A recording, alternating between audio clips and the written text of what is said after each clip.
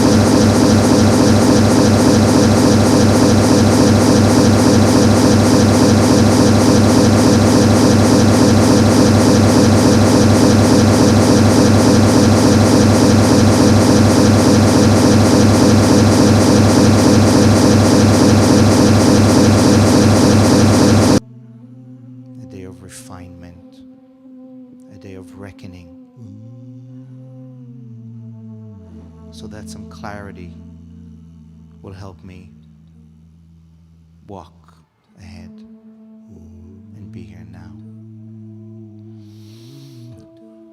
It's a day of fasting. It's a day of barefoot. It's a day of body.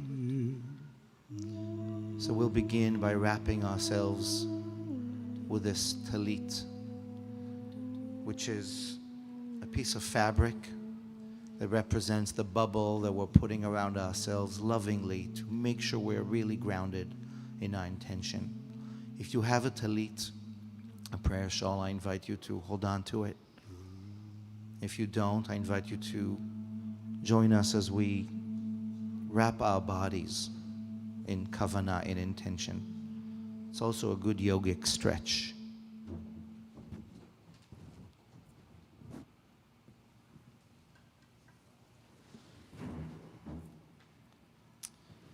Stretch like you are the middle pole of a tent that's open to the four direction. Use it to twist your shoulders gently. Feel your arms, your wrists, your fingers. Feel your core, your head, your neck. Feel what it's like to take this tent and lift it up and make yourself a sacred shrine, a temple. And then gently bring it around your shoulders like a shawl on a chilly fall night.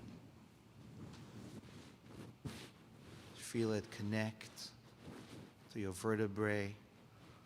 And then you're going to fumble with it as we fumble with life, with this fabric that keeps slipping and sloping, and keep on adjusting. We're here to adjust ourselves. Like Reverend Derek said yesterday, the chiropractics of the soul. Constant adjustment. I'm going to invite our sister Rebecca to lead us in the bracha, in the blessing for wrapping ourselves in kavanah. Baruch atah Adonai Eloheinu ruach haolam asher kitshanu b'mitzvotav v'tzivanu lehitatef batzitzit.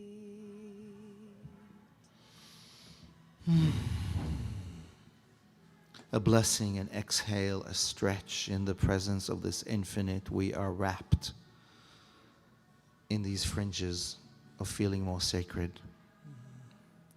So perhaps you're able to hear Shira leading music with the kiddies in the room next door, and that's going to happen in the green room on our platform if you're watching on our platform.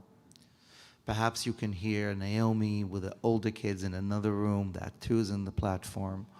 Ora is leading yoga, and Avraham is leading us in meditation. All different options for us to do this cardio, to get the heart pumping, to help ourselves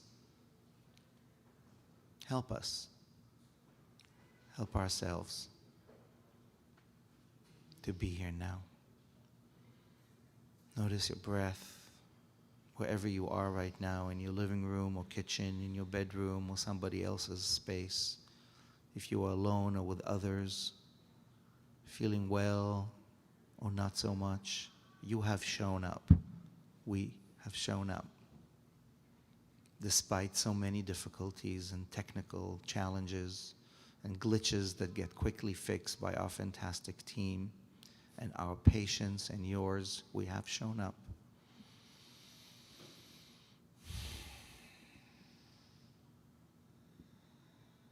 So let's show up today in the presence of infinite possibilities.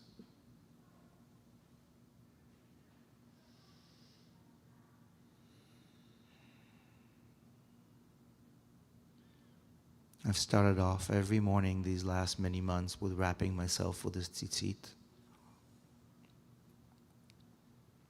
And then I'd sit and look at whatever's in front of me. And over these months, it's become usually this particular wall in my apartment. And when the day is prettier, this particular tree. And in that tree, or in that wall, on this particular little inch, not even an inch, a millimeter in this drawing, is where I'd focus my eyes and my third eye and say these words that are on our slides right now. Shiviti havaya lenegdi tamid.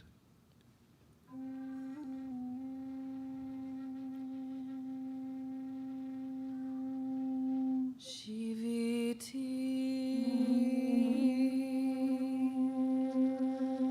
havaya lenegdi tamid.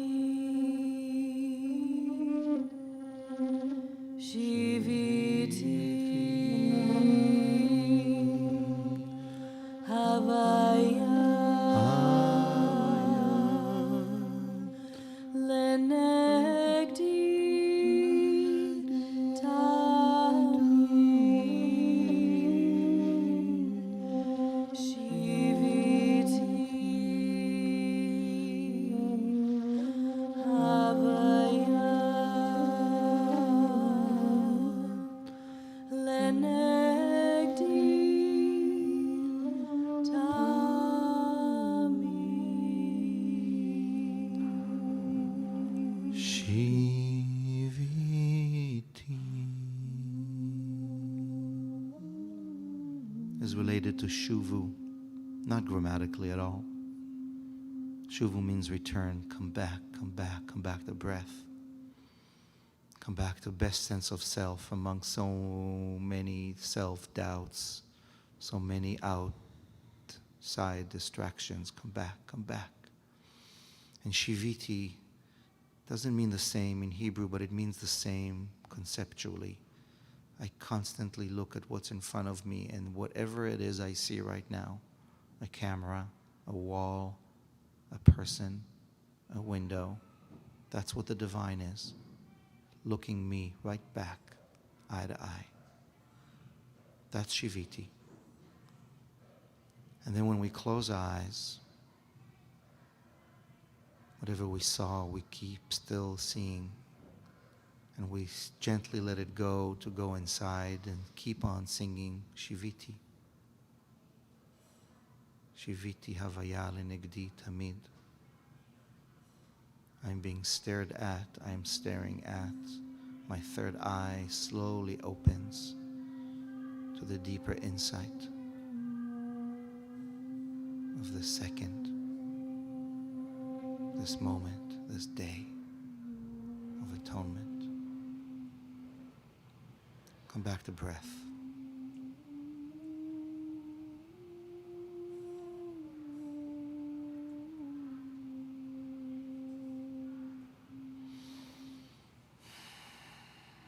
Feel your breath animate your body.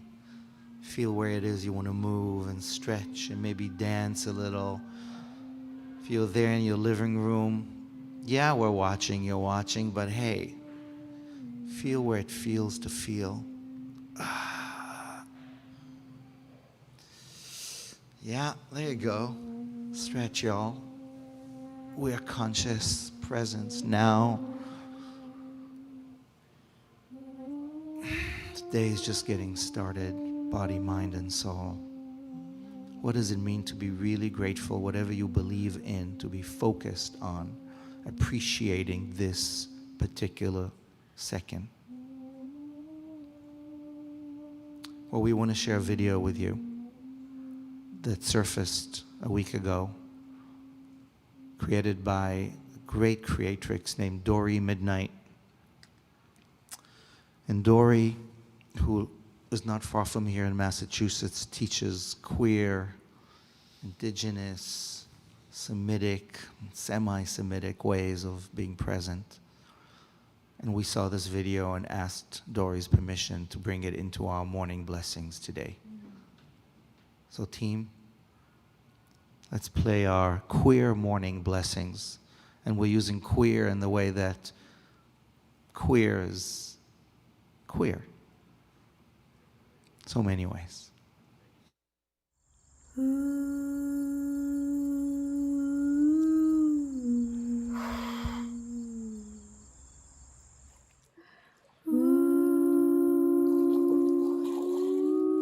Blessed are you, awakener, life of all worlds, who remove sleep from my eyes and slumber from my eyelids. Blessed are you, generous creatrix, who stretches forth the earth upon the waters. Blessed are you, sacred flame, who shines your light upon everyone and everything. Blessed are you, wings of gold, who crowns my people, all people, with splendor. Blessed are you, holy fashion designer, who delights in the way we dress ourselves as altars. Blessed are you, nameless and infinite, who has made us in your image and reminds us that all bodies are sacred and holy. Boom, boom. Blessed are you, liberation worker, who moves us to stretch and expand towards freedom. Blessed are you, divine apple orchard, who delights in my delight and receives my pleasure as praise. Blessed are you, the way, who meets me where I am.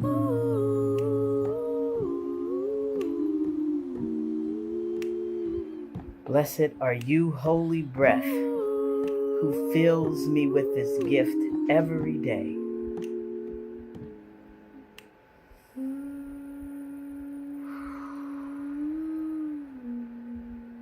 Blessed are you, abundance, for helping me remember I have everything I need.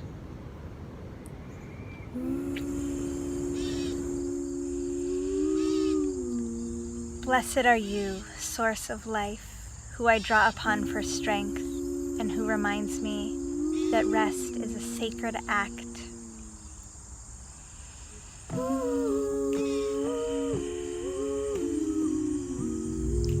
Blessed are you, fabulous one, who loves me just as I am.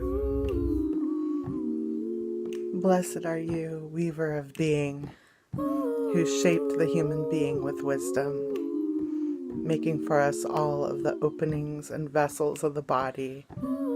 It is known that we are miracles, and that all bodies are miracles.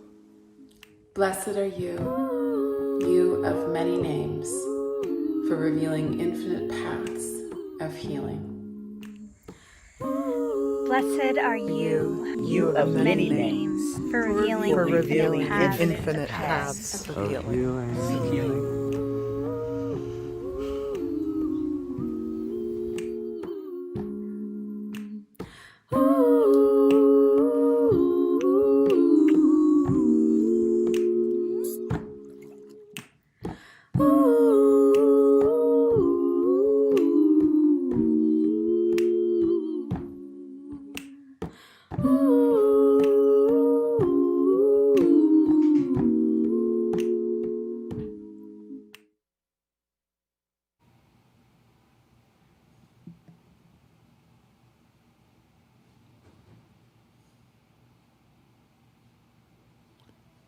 Gratitude is how we begin this day.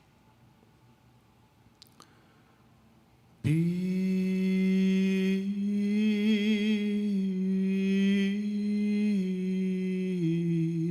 grateful.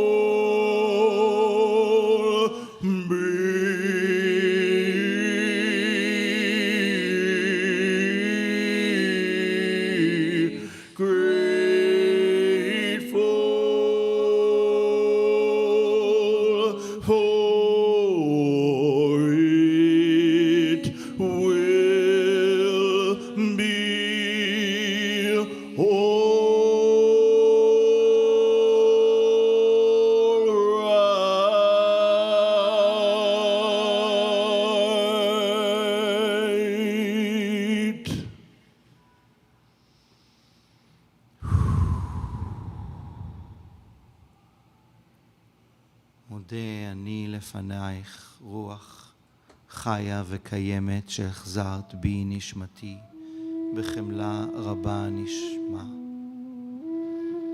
חמלה, נשמה, שמה. מודה אני לפניך רוח חי וקיים שהחזרת בי נשמתי בחמלה.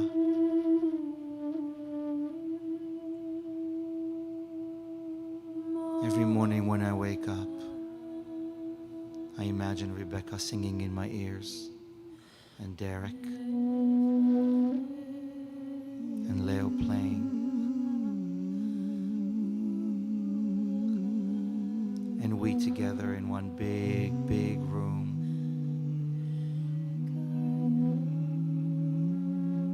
And that helps me focus on what is or not and what is not. And think of little things that make me grateful on this morning. Like the leaves on the trees that are dying around me, but dying with such color.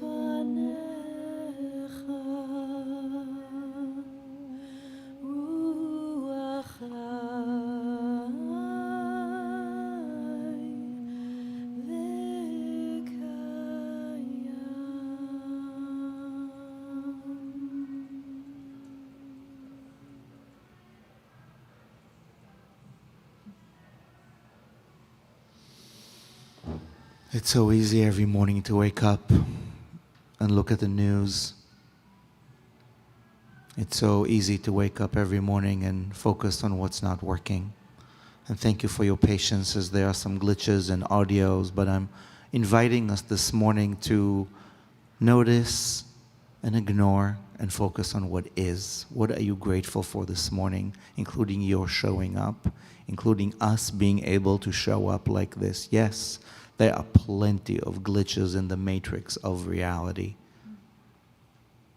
It is our exercise to bring ourselves to what Reverend Derek just sang us in, be grateful. It is our exercise to sing, as Rebecca just led us into these words, Moda Ani glitches galore. Let the gratitude list exceed the glitches. So I'm inviting you, if you're watching us on the platform or Facebook or YouTube, wherever you are able to comment, think of one thing that you are supremely grateful for this morning. And let us hear it. Shout it out.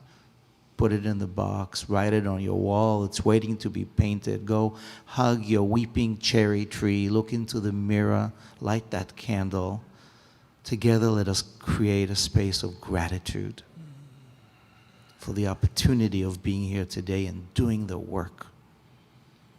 And for our friends who are doing yoga in the room next door and meditating, the kids that are livening up, and us here.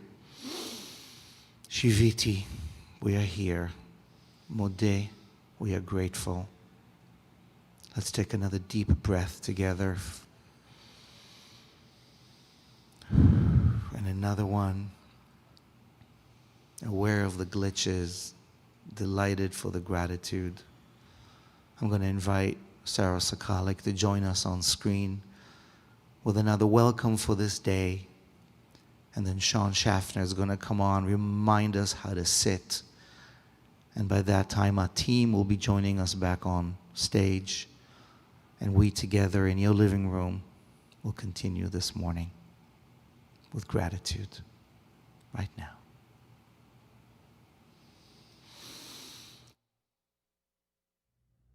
Good morning and Shana Tova. My name is Sarah Sakalik. I am Lab Shul's Executive Director, and it is my honor and pleasure to welcome you to our Day of Atonement, Yom Kippur, at our online platform. So here we are online.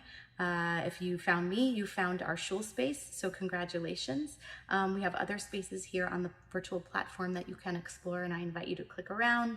Don't worry, you won't get lost. We have greeters and tech support along the way, so you should be well taken care of throughout our day to explore all of the programming that we have to offer. So find a space that's comfortable for you. I have my own little personal altar that I've created here in my apartment. I've removed the apple and honey so as not to entice me during the day of fasting, but I do have some very personal objects here to create sacred space right here in my own home. As we pray today for people who are hurting in the world, for the fires to stop burning, as we pray for social justice and for forgiveness, for the things that we've done, my offer to you today, my invitation is to also find space to forgive yourself. When you forgive yourself, you find self-acceptance and self-love, and that is the way that we can make the world a better place. May we all have the courage to surrender, to forgive, and to rise up with strength and grace. Shana Tova. L'Shana Tova.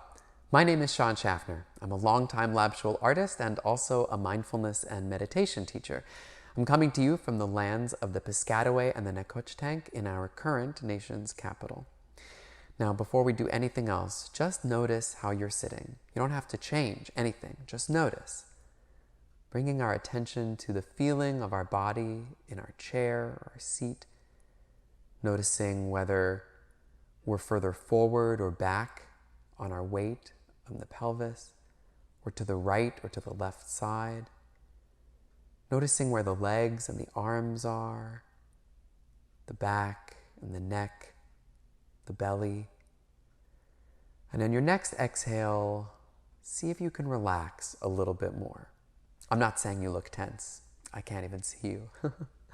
And because of that, make sure you're comfortable here today. Keep letting go into your seat. You can stretch or just let gravity do the work, bringing the shoulder blades relaxing, letting the body's weight go into the floor and the chair, letting your muscles and your bones hold you up, but only as much as necessary. Let's take one final breath together, and on the inhale, we'll gather up all of our tension, as much as we can get, and on the exhale, we'll release it out into the space. Ready? Let's breathe in, 2, 3, 4, out, 4, 3, 2, 1. You can keep relaxing like this anytime you want, and I recommend that you do. Let the word shuvu, our theme for the year of returning, be an opportunity to return to our bodies, to this vessel that brings us here today, to return home into the present moment. And let us meet this sense of relaxation, this comfort and ease, with our desire to be awake. If you wanted to nap, you could be doing that, but you're here. You feel the call. So as we allow our bodies to open, let your energy and your interest come forth. Be cautious about closing up, closing off, or chilling out when you could also show up and stay in the game. Let your body be a vessel to receive, like the singing bowl. Let yourself remain open to being moved, and when something strikes a chord, you can let it laugh or cry or sing or get up, take a break, make yourself a cup of tea, and then come back. Drop in Shuvu. May our holy work today free us and wake us up. May we see justice for Black lives, for Indigenous peoples, and for all beings everywhere. In this sweet new year, may all beings be free, awake, and at peace.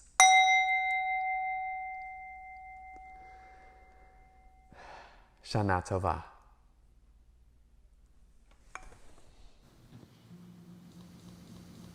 Good morning.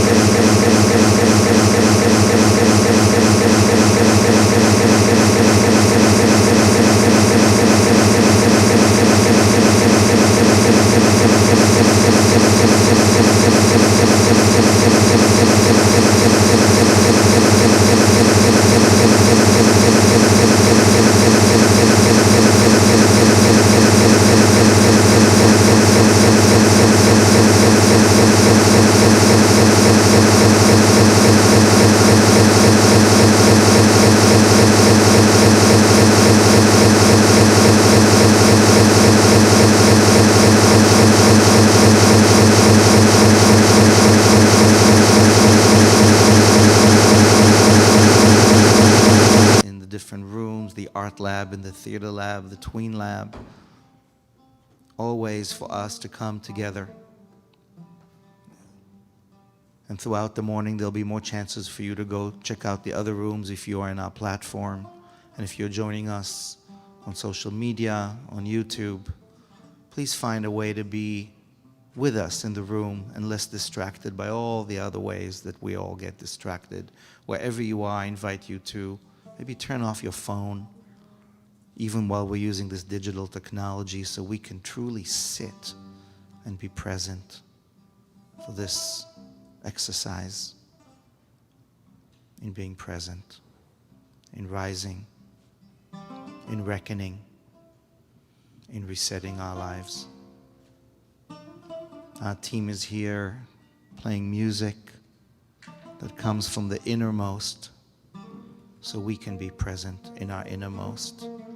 And we begin by inviting Marcus Holly, who's with us in Philadelphia, to help us remember what it's like to be royalty today, to be monarchy, not in a hierarchy sense, but in a sense of responsibility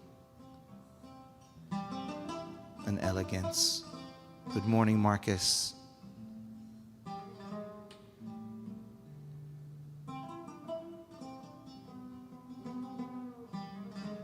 It'll be just another second while Marcus comes on, but until then, I'm inviting you all, wherever you are, to sit. And if you're already sitting, to sit taller. Feel what it's like to sit here and know that you are sitting. That's it, just that. Feel what it's like to have your feet on the ground, your back straight, Maybe your head tucked in a little bit into your chest so that your neck is longer.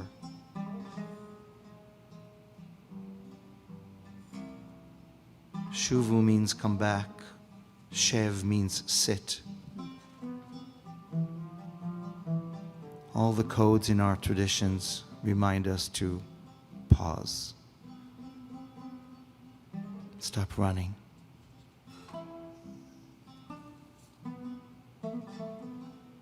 Notice your breath.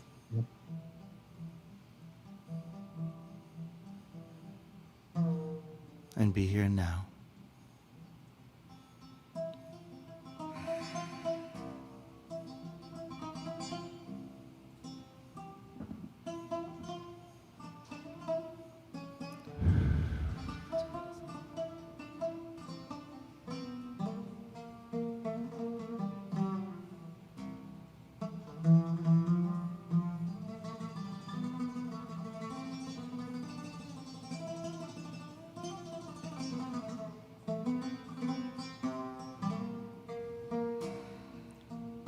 Shuvu to your breath. Come back to your breath.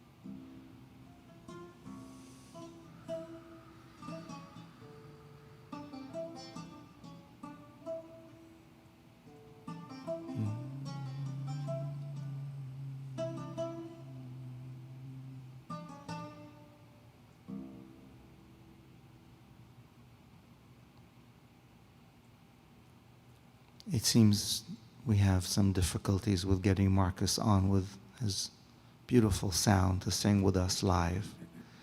We are ambitious in undertaking this goal, so thank you for your patience. He'll be on in just a second, but it gives us a chance to consider every glitch and speed bump as an opportunity to go back inside. Grateful for what is. Are you ready to sit on a throne and take responsibility for your private queendom? That's this invitation right now. And Marcus, good morning, my brother. You look regal on your throne in Philadelphia. And I invite you to lead us into this prayer, Hamelech, where we imagine our divine being on the throne of our lives. Take it away.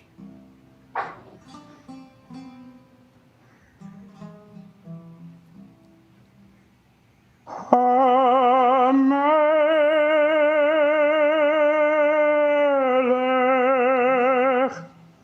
Ayoshev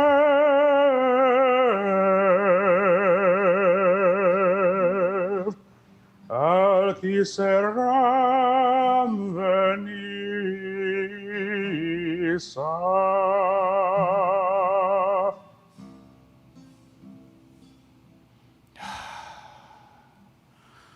For those of you who know, Lab Shul is God optional, and we replace the word melech, king, which is masculine and majestic in its patriarchalness, with ruach, breath, spirit, non-gendered air. So what are we doing with Hamelech on this morning? Yeah, we're owning the metaphors and we are reclaiming them. We are this morning what it means to be malchut, to be majestic. So feel what it's like, my friends, this morning to sit as Marcus leads us through this prayer that we inherited that reminds us how to show up.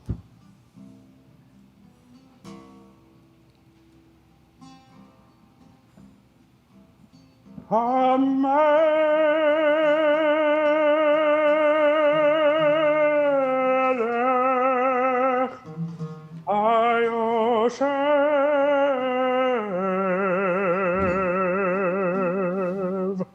על כיסא רם ונישא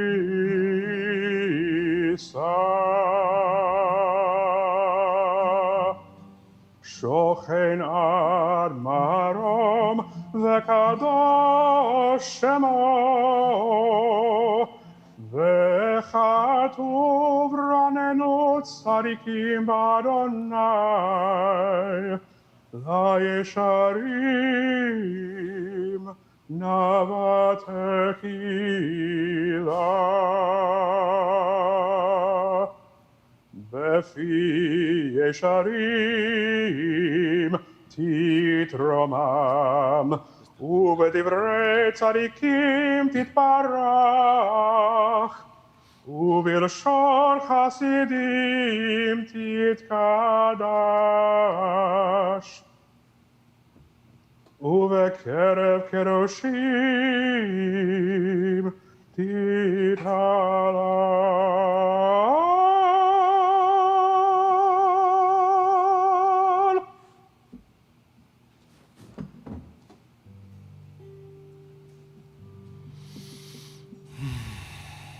Thank you, Marcus, for reminding us what it's like to sit on our own throne of responsibility this morning, with the honest mouths and reverent lips, with trusting tongues.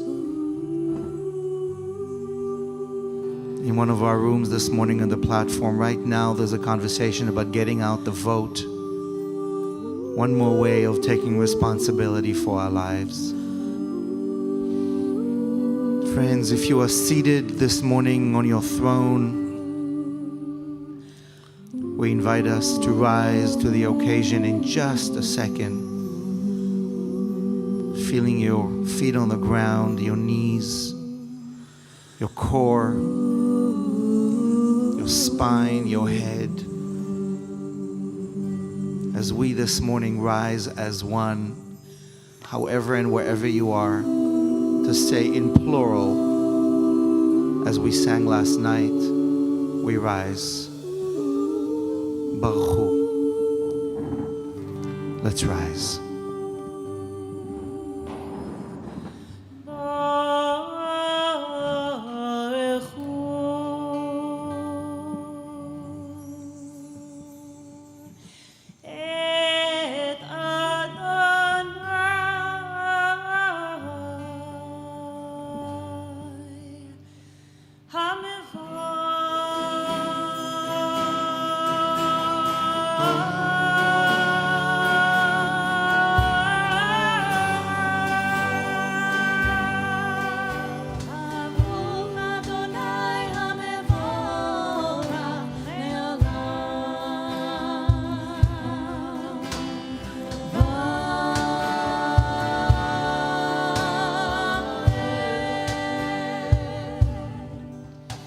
As we bless, so we are blessed. As we bow to each other, we are bowed back.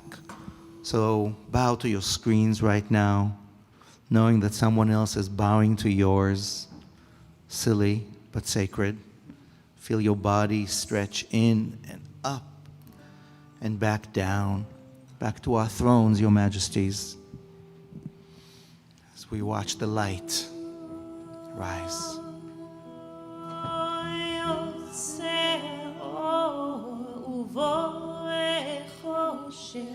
עושה שלום ובורא את הכל יוצר אור ובורא חושך עושה שלום ובורא את הכל יוצר אור ובורא חושך עושה שלום ובורא את הכל יוצר אור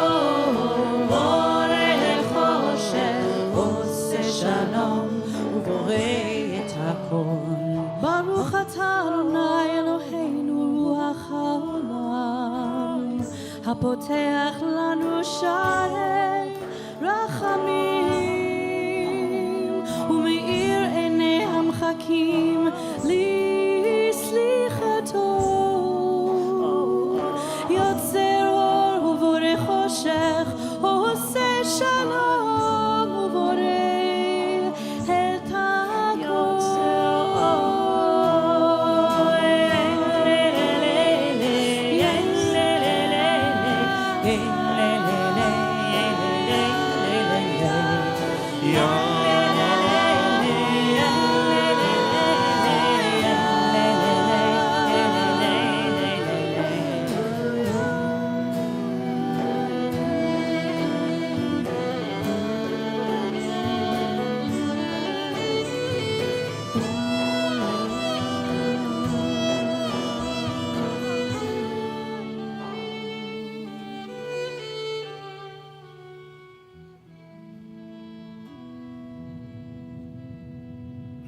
Apotech lanu sharei rachamim. On this day, we imagine the gates of compassion open.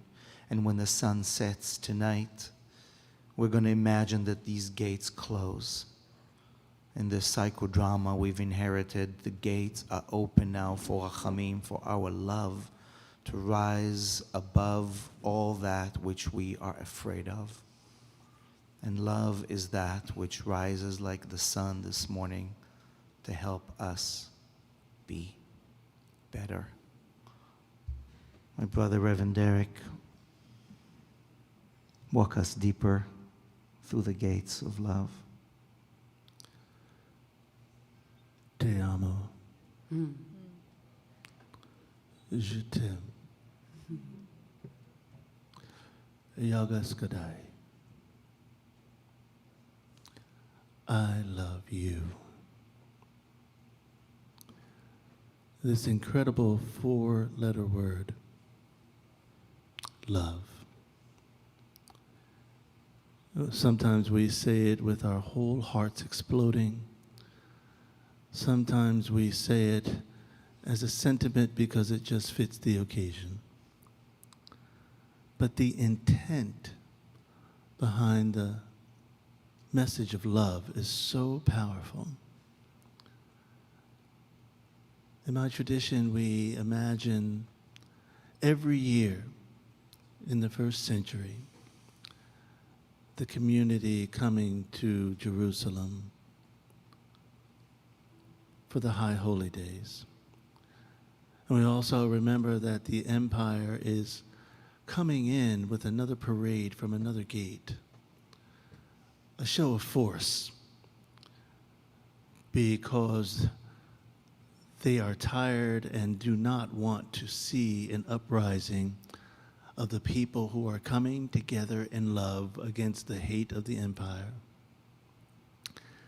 And yet there's a story about a lesser-known gate in Jerusalem in which there is another procession, a procession of the people, a procession of the people who are calling for the love of commitment and the divine covenant to show itself out. This coming to the gates with love is so powerful that even the children grab palm branches and sweep the road and yell, save us in joy and in love. This call for being saved and for being helped is not a call or a plea that comes from only pain and only sorrow, but it is a cry of love, of the understanding that when we come together and when we love together, that we can do all things. When the Reverend Dr. Martin Luther King spoke of the beloved community, many people thought he was just talking about an ideal. And what many people don't know is that right before his death, Martin Luther King Jr., the Reverend Dr. Martin Luther King Jr., was planning a poor people's campaign. And when he planned this poor people's campaign, he actually went west. It was like the map of the poor people's planning actually looks like the reverse of the westward expansion. And all of those people gathered together, black, white, indigenous, those who were living, the Pueblo Indians who came together, the Mexicans who were claiming land, forfeiture back. All of those people came up through Mississippi and came up through West Virginia together. What we don't know about is that all of the people came together to go to Washington, D.C., to demand that the nation do something about the status of poverty in this country. That love and that beloved community is a beloved community of action, not just an overarching ideal of what it means to be in love and to be a beloved community, but to make a beloved community happen. And when it happens, to celebrate the effect of what happens when we come together and care for one another, when we love one another. There were actually schools, movement schools for the children whose parents were jailed in Washington, D.C. when they camped on the Great Lawn. We took care of one another. We cared for one another. We fed one another on those rainy days in Washington, D.C. And many people will say that that movement failed. But the things that came out of the beloved community gathering itself, it shifted the tide of the angry rhetoric of the civil rights movement, believe it or not. Because the beloved community came together and said, we are one, we are here. It is not just about black folk. It is about the humanity of all folk. That's what the beloved community is about. The humanity of all of us. Because one thing that we seem to remember when we come together in beloved community and look at one another, left and right, and look in one another's eyes, we can't help but recognize that we are loved by an endless love. It is compassionate. It is the wish of creation itself to be caring and loving. This is the wish of the beloved community that we crave every day in love. We have been breathing in and breathing out and breathing in and breathing out. What does it feel like when we breathe in love?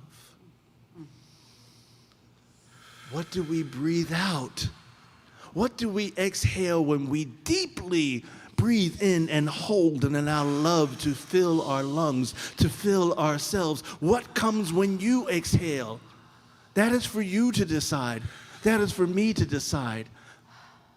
But what inevitably comes out is wrapped in that love that you have inhaled so deeply and incorporated into your very divine being. This is breathing in the beloved community. And we will not say beloved because every syllable of this phrase matters to the ear, to the heart, to the spirit, and to the soul. Be love-ed community. Be love-ed community. We are called to be love. This infinite, endless love that pushes against all doors that try to close. It pushes against hatred. It pushes against the gates that close with hatred. That close with saying, I despise you. That close with saying that your lives don't matter. Love pushes that gate open again and says, your locks will not work. Because even if you think that you can close this gate on me, guess what? This love is so powerful that it goes so high, hate can't get over it. It goes so low that the bodies that you see dying on the streets at the hands of police officers, those lives and souls are still cared for by that endless love, which is why we take to the streets. It is so wide, this endless love, that even when you close the gates, it encircles the kingdom.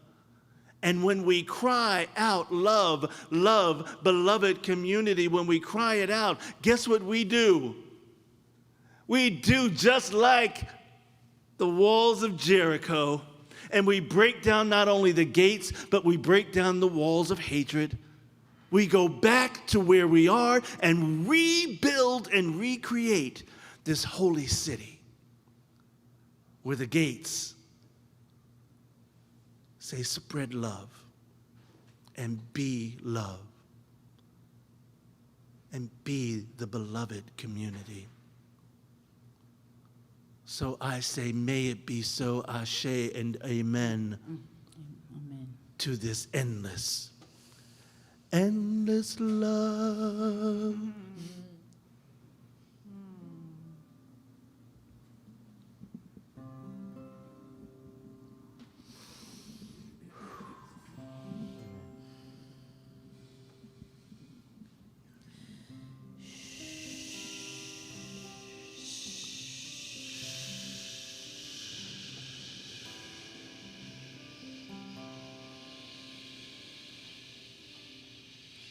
Into this place of shh. We come from opening the gates of love. Shh. So we can listen. Shh. To what is one. Shema. Shema.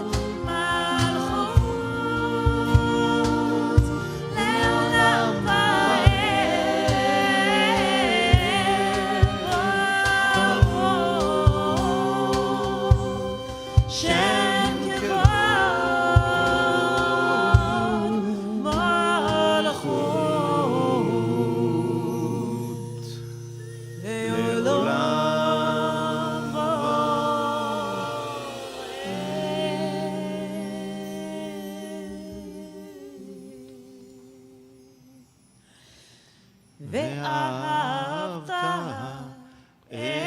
את אדוני אלוהיך בכל לבבך ובכל נפשך ובכל מאודיך, והיו הדברים האלה אשר אנוכי מצווך היום על לבביך, ושיננתם לבניך ודיברת בם בשבתך בביתך ובלכתך בדרך ובשוכבך ובקומך, וקשתם לאות על ידיך, והיו לטוטפות בין עיניך, וכתבתם על מזוזות ביתך ובשעריך.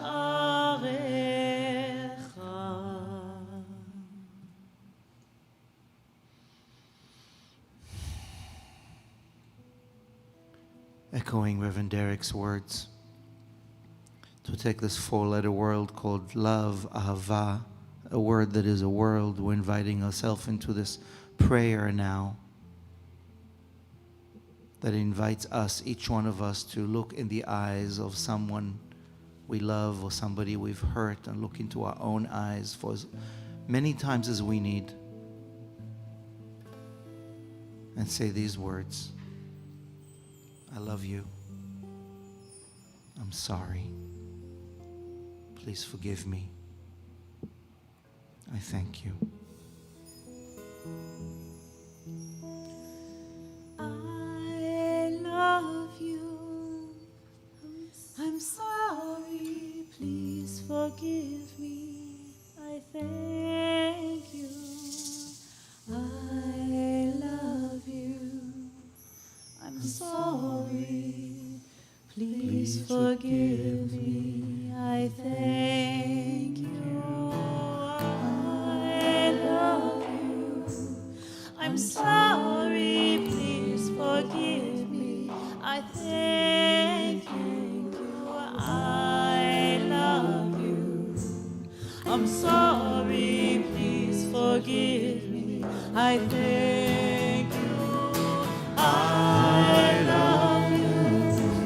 I'm sorry, please forgive me.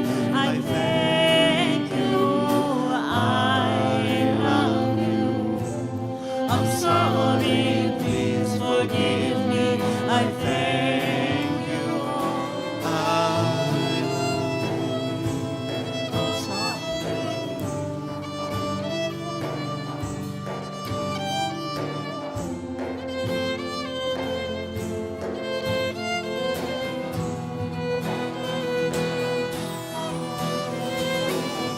I love you.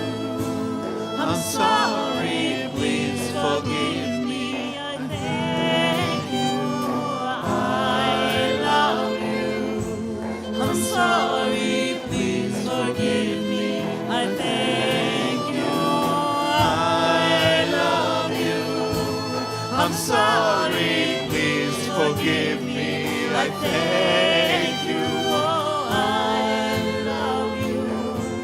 I'm sorry, please forgive me. I thank you. I love you. I'm sorry, please forgive me. I thank you. I love you. I'm sorry, please forgive me. I thank you. I love you. I'm sorry, please forgive me. I thank you. I love you. I'm sorry, please forgive me. I thank you. I love you. I'm sorry, please forgive me. I thank you. I love you. I'm sorry, please forgive me. I thank you. I love you. I'm sorry, please forgive me. I thank you. I love you. I'm sorry, please forgive me. I thank you. I love you. I'm sorry, please forgive me. I thank you. I love you. I'm sorry, please forgive me. I thank you.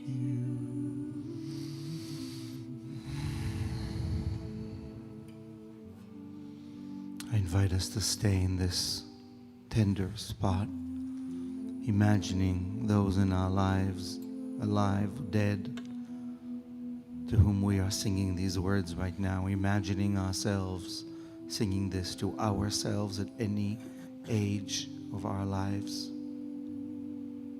on this day in which we say out loud, I love you, and I am sorry, and I ask for forgiveness and gratitude.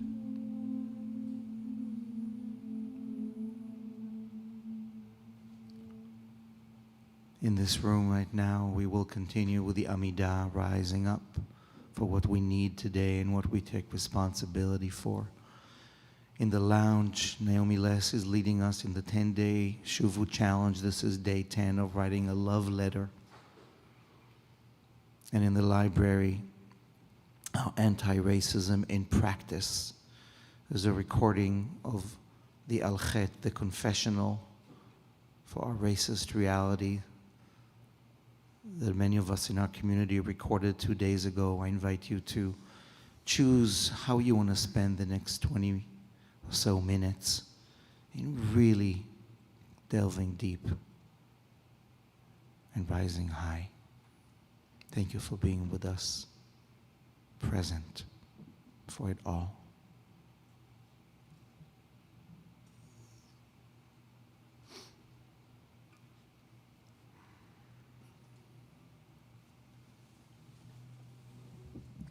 If you're staying here in the Purple Lounge, if you're watching us on YouTube, on FaceTime, well, that's your option to be here with us. We invite you to rise, to stand,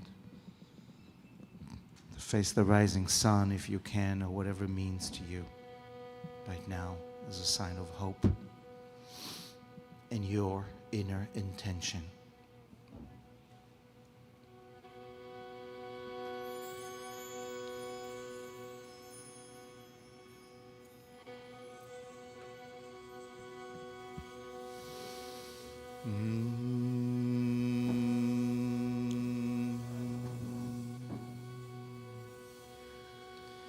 אוכילה לאל,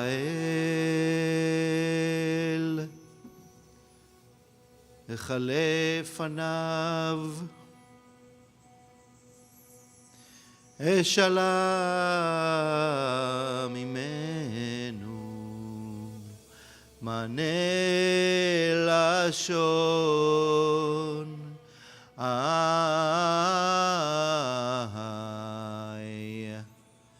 אשר בקהל עם אביע עוזו,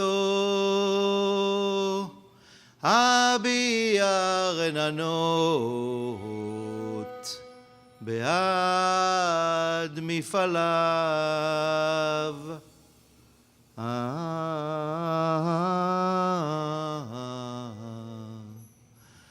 לאדם אחי לב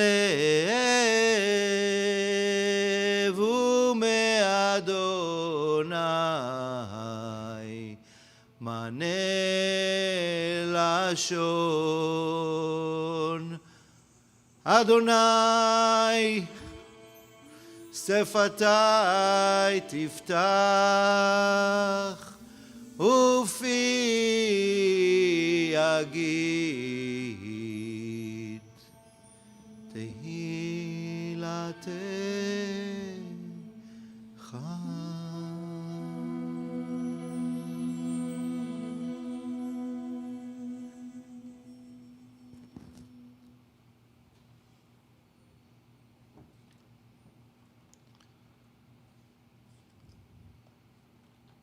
May the words of my mouth, may the words of my mouth and the meditations of my heart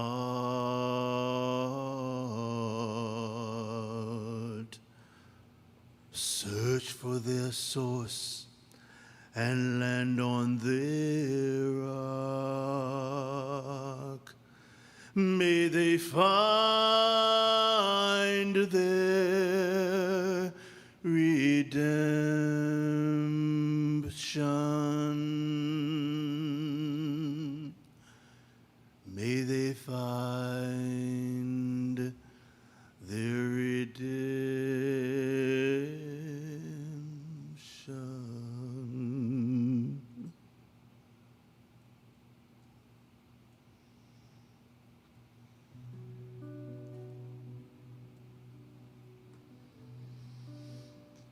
מיסוד חכמים ונבונים ומלמד דעת מבינים, אפתחה פי בתפילה ותחנונים, לחלות ולחנן פני רוח מלכי המלכים, ואדוני האדונים.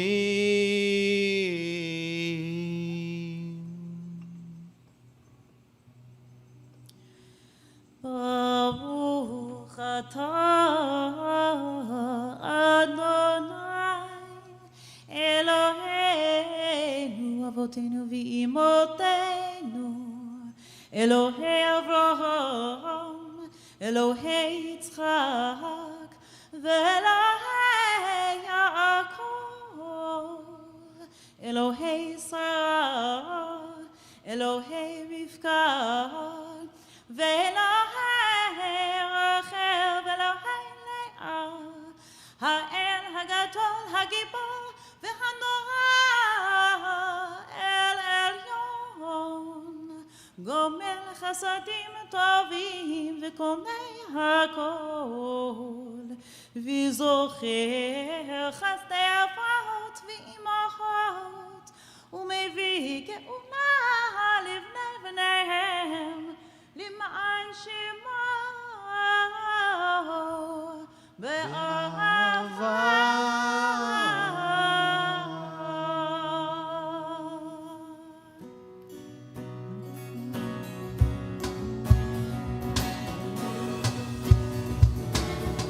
זכרנו לחיים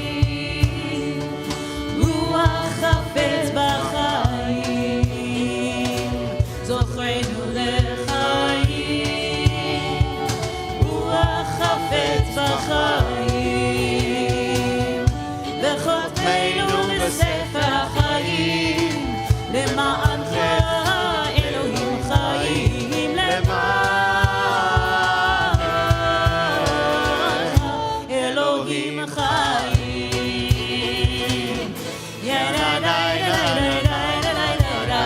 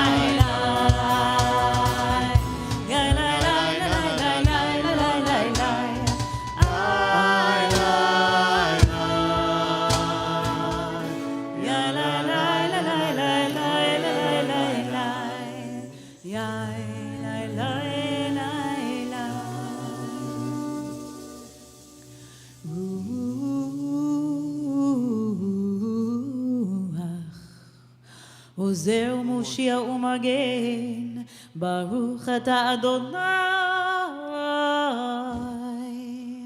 מגן אברהם ועזרת שרה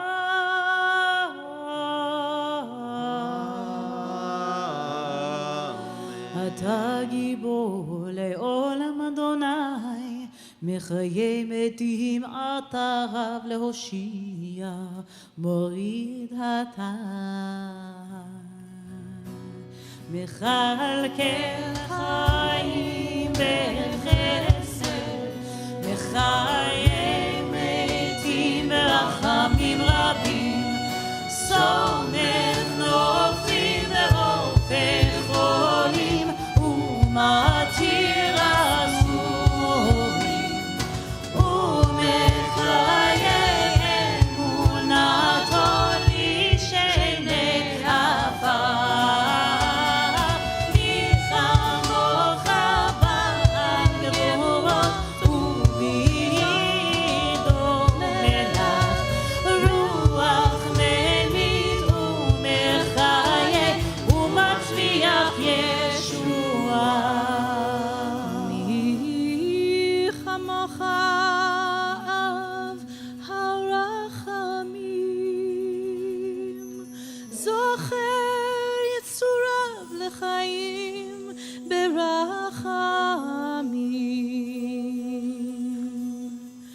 ונאמן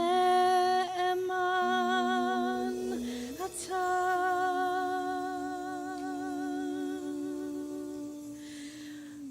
ברוך אתה אדוני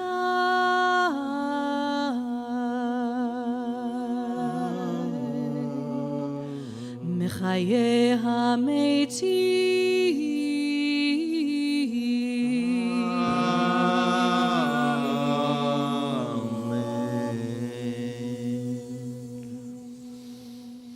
Let's take a moment now in silence, breathing, living, present.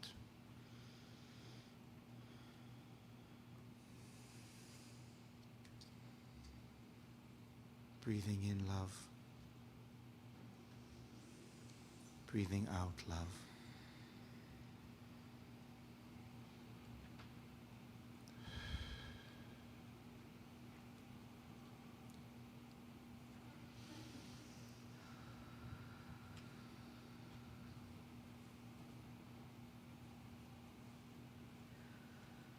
Breathing in responsibility.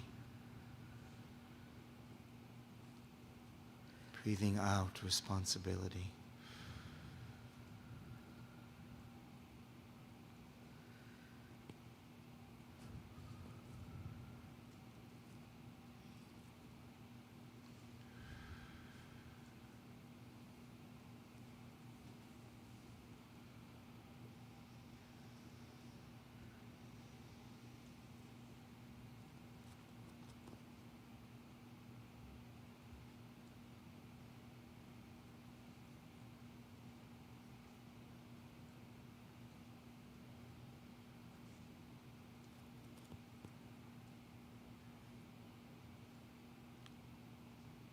This is our collective confession.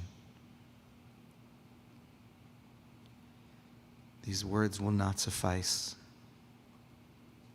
but they will help us take responsibility so we can rise with love and reckon and reset. With each of these al-khet, these ways we've missed the mark, we take our hand and place it on our heart with love and with responsibility. Let these words, let this confession help us rise with love, with responsibility, so we can reckon and reset.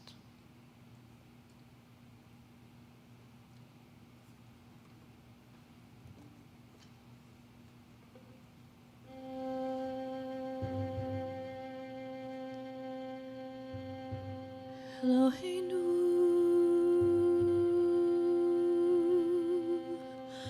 ve'Elohei avoteinu ve'imotenu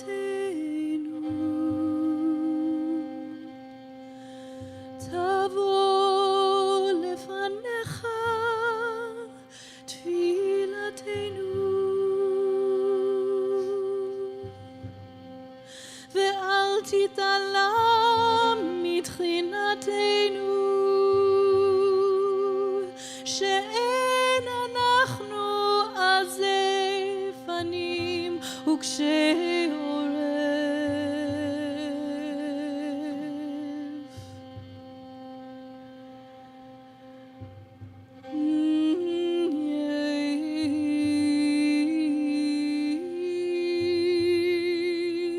לומר לפניך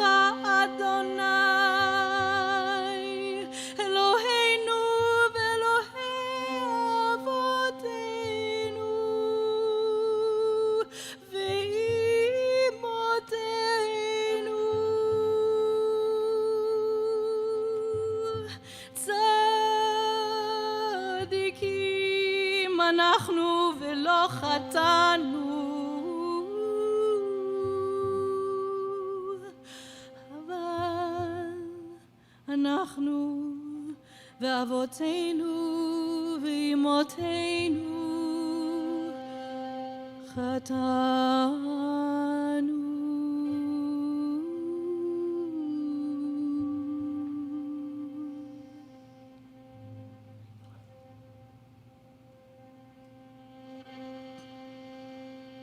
אתה יודע רזי עולם ותעלומות סתרי כל חי, אתה חופש כל חדרי בטן ובוחן כליות ולב, אין דבר נעלם ממך ואין נסתר מנגד עיניך, ובכן יהי רצון מלפניך. הוויה אלוהינו, אלוהי אבותינו, אלוהי אמותינו, שתסלח לנו על כל חטאותינו ונמחל לנו על כל עוונותינו ויכופר לנו על כל פשעינו.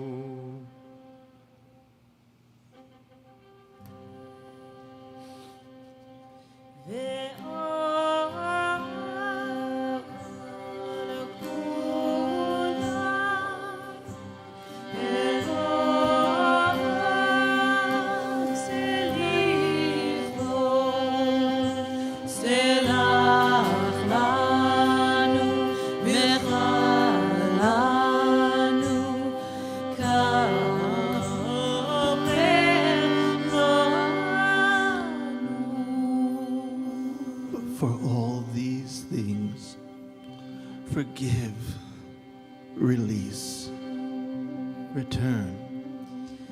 על החטא שחטאנו לפניך.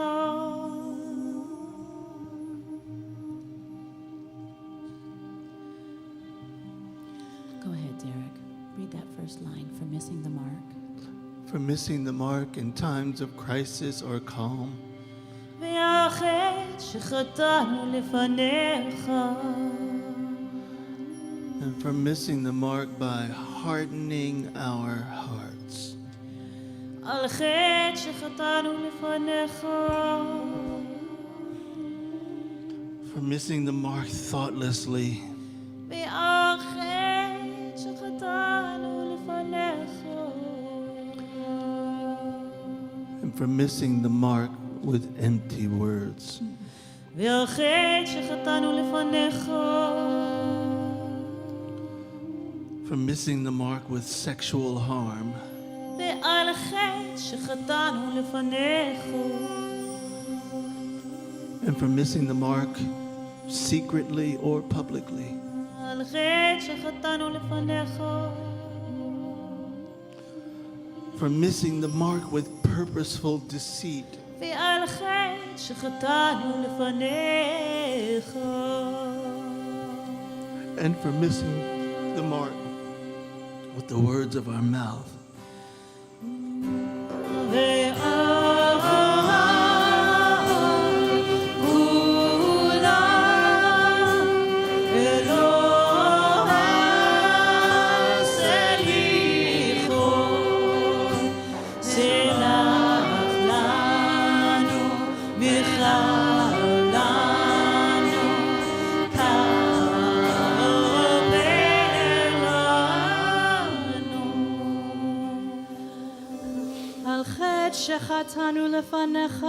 For missing the mark by taking advantage of friends.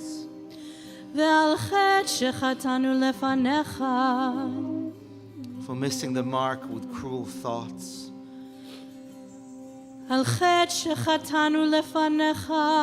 For missing the mark by abusing ourselves.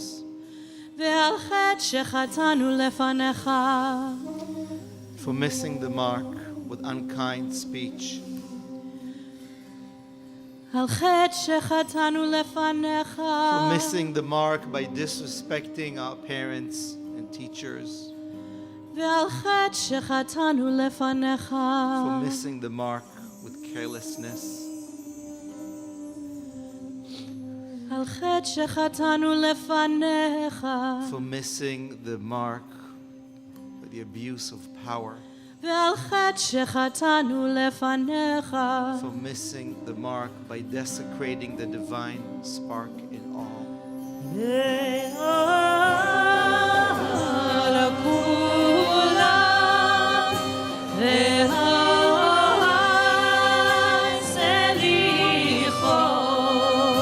סלח לנו וחננו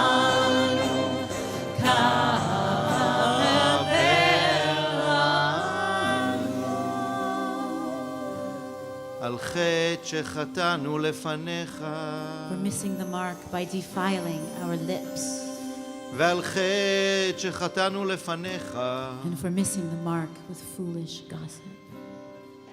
על חטא שחטאנו לפניך. For missing the mark with malicious inclinations. ועל חטא שחטאנו לפניך. And for missing the mark knowingly and unknowingly. על חטא שחטאנו לפניך. For missing the mark by lying and cheating. ועל חטא שחטאנו לפניך. For missing the mark with bribery. על חטא שחטאנו לפניך. For missing the mark by mocking others. ועל חטא שחטאנו לפניך. And for missing the mark by slandering others.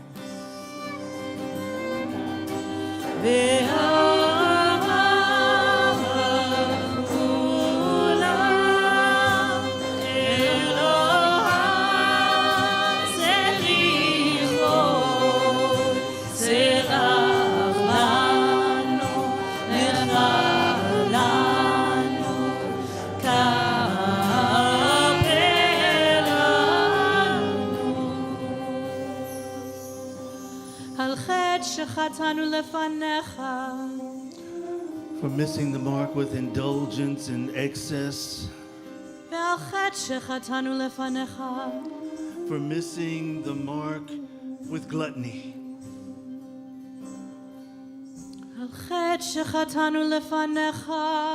For missing the mark with greed. And for missing the mark with uncontrolled desire.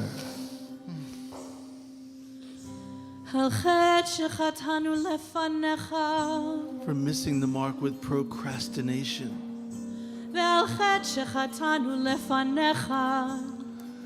And for missing the mark by looking away from the poor.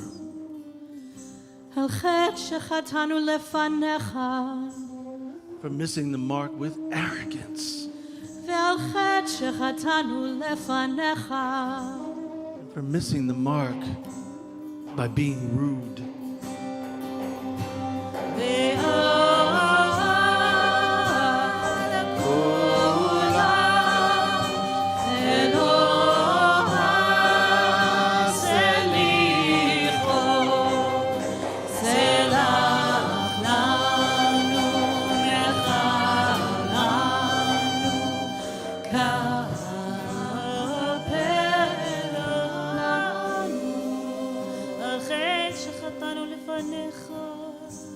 For missing the mark by behaving irresponsibly. For missing the mark by breaking the law. By harming our friends. By having a too narrow perspective. For missing the mark by not fully embracing the gift of life. By stiffening our necks. By running to do evil.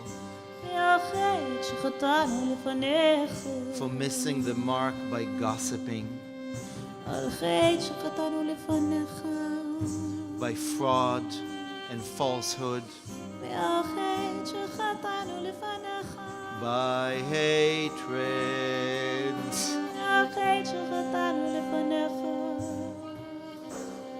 With hypocrisy, והחטא שחטאנו לפניך. with conscious and unconscious bias and behavior.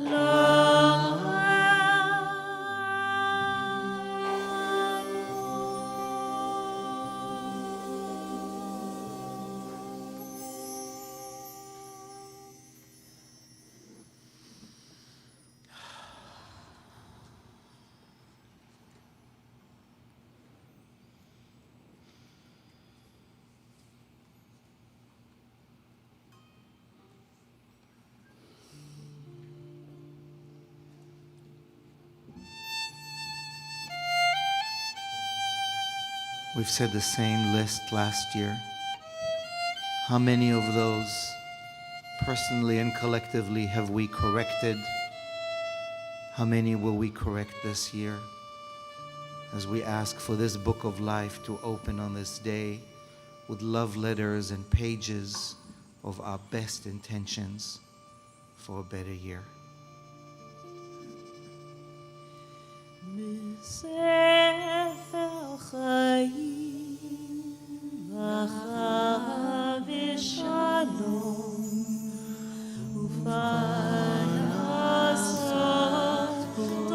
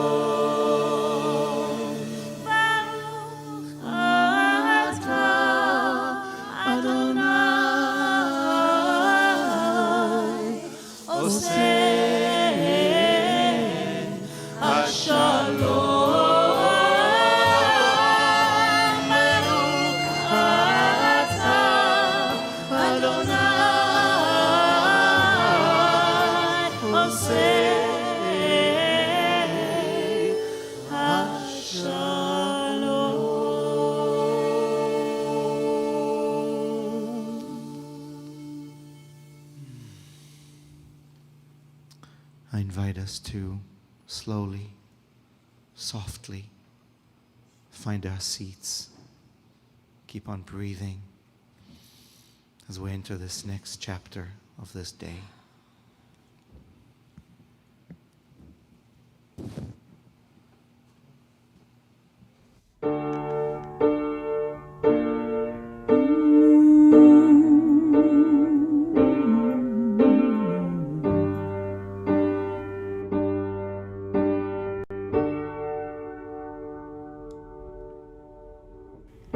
People say we got it made. Don't they know we're so afraid? Isolation. We're afraid to be alone. Everybody got to have a home. Isolation. We're afraid of everyone. Afraid of the sun.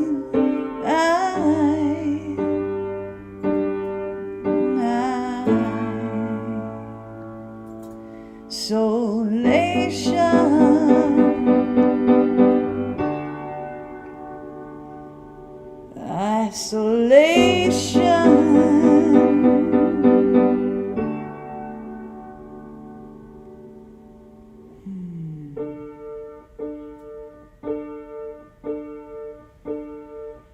ויאמר אדוני אל משה דבר In consolation for losing his sons, Moses divined and advised his brother, be wary of entering the innermost, the sacred inner sanctuary where the ark is held. Let's not invite death. It's a place where awe and mystery appears in a cloud.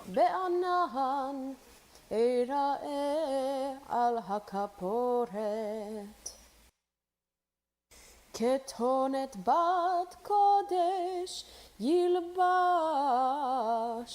Stepping into this role takes preparation, Aaron. יהיו על בשרו. Immerse in fresh waters and wrap yourself. יחקור. ובמצנפת Hold on to that sacredness. לצלוף. בגדי קודש הם. Protect and cover yourself, your body, your head in white linen.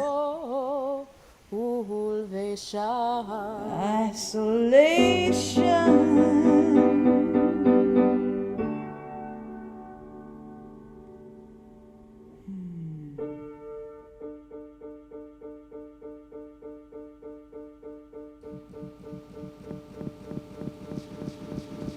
My friend.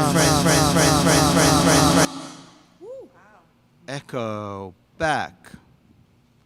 Okay, welcome to storytelling, where the Torah meets our story, where the ancient page is on stage, and we reclaim, as Reverend Derek taught us on Rosh Hashanah, what the ancient scriptures have to tell us right now as we talk back to them. And as you saw in this beautiful video that Reverend Derek, Naomi, and Lewis shot, we're talking about isolation, what it means for the high priest of yore to enter a place alone where the divine resides alone, and what that means to us today in the middle of so many ways of isolation. So storytelling is a new way of doing something old, talking back to our text, translating scripture line by line from the ancient Hebrew of our ancestors to whatever speaks to us right now. And we've been doing storytelling for some 20 years now. And every Shabbat, if we can, and on high holy days like these, we invite our mavens, our mevinim, to make understanding happen by talking back to the text and inviting us into what these myths and metaphors might have in store this year. On Yom Kippur, we tell the story of the ancient temple and the choreography of ritual and sacrifice, of fire and of blood, of atonement and scapegoats, of people, men who were designated to make atonement for the people. That's no longer the case. But we tell the story and we find ways of what it is about this year. I'm going to hand it over to Naomi in just a moment to explain to us how in two different rooms this morning in this holy temple we will explore what isolation is about, and is there treasure deep inside this holy place alone. So for after we read and chant the ancient verses from the Torah, we'll have an opportunity to explore these themes in 2 different rooms. Some of you will stay with us, with Reverend Derek and myself. We'll be really grappling with in a conversation and in an interactive way with these ideas of the journey of isolation. And then in the lounge room, we're going to invite actually Louis Burgos, who I think is here with us right now, our incredible staff member at Lab Shul and also incredible visual artist. Is Louis here? So in a moment, we'll have him explain what's going to be happening in his room. There's Louis. Hi, Louis. Good morning. Hi there. Good morning. Good morning. Will you share with everyone what's going to be happening in the lounge when we break out? Absolutely. Hi, Naomi, and hello to the community. Here we grow up through isolation. We'll take time today to reflect on our experience of distance through contemplative, poetic, and visual practice. And with gratitude, I turn it back to Hudson. Thank you, Louis. So you'll have 2 different kinds of modalities to explore with, but I think we're ready for our beloved Torah to come out.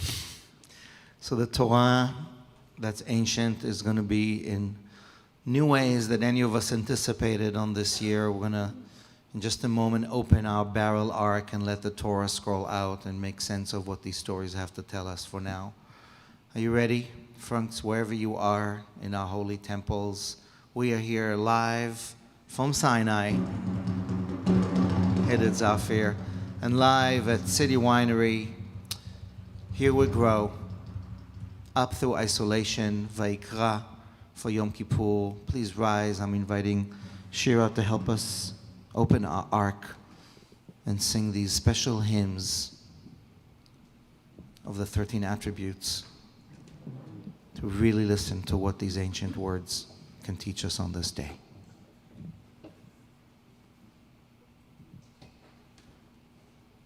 Let's play the 13 attributes.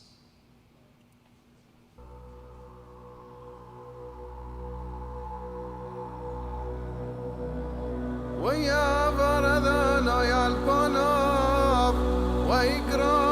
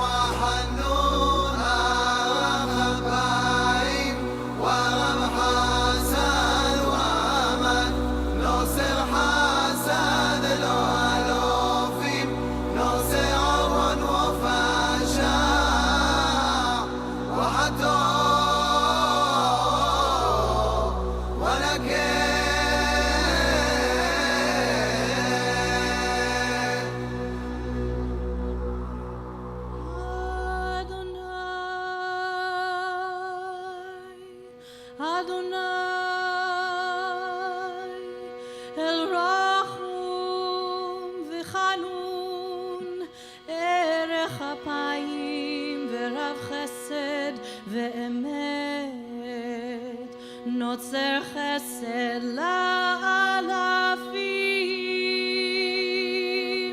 נושא עוון ופשע וחטא ונקה.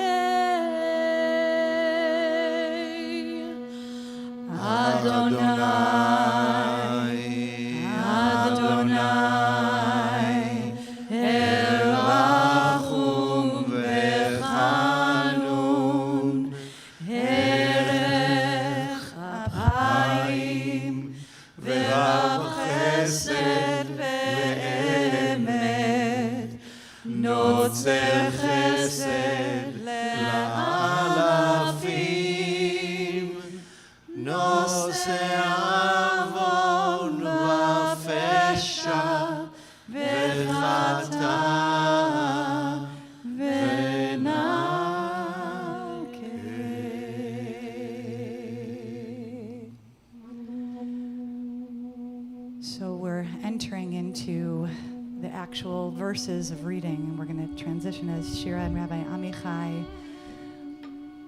unwrap and unroll, point to the sacred verses. We want to bring all of you into this story as well too, because the Torah is really a mirror. We see ourselves in this story in many ways. And so for the honor of stepping into this story, being called up and called in to this Aliyah, we want to invite you, any one of you who has really wrestled with what it means to journey through isolation.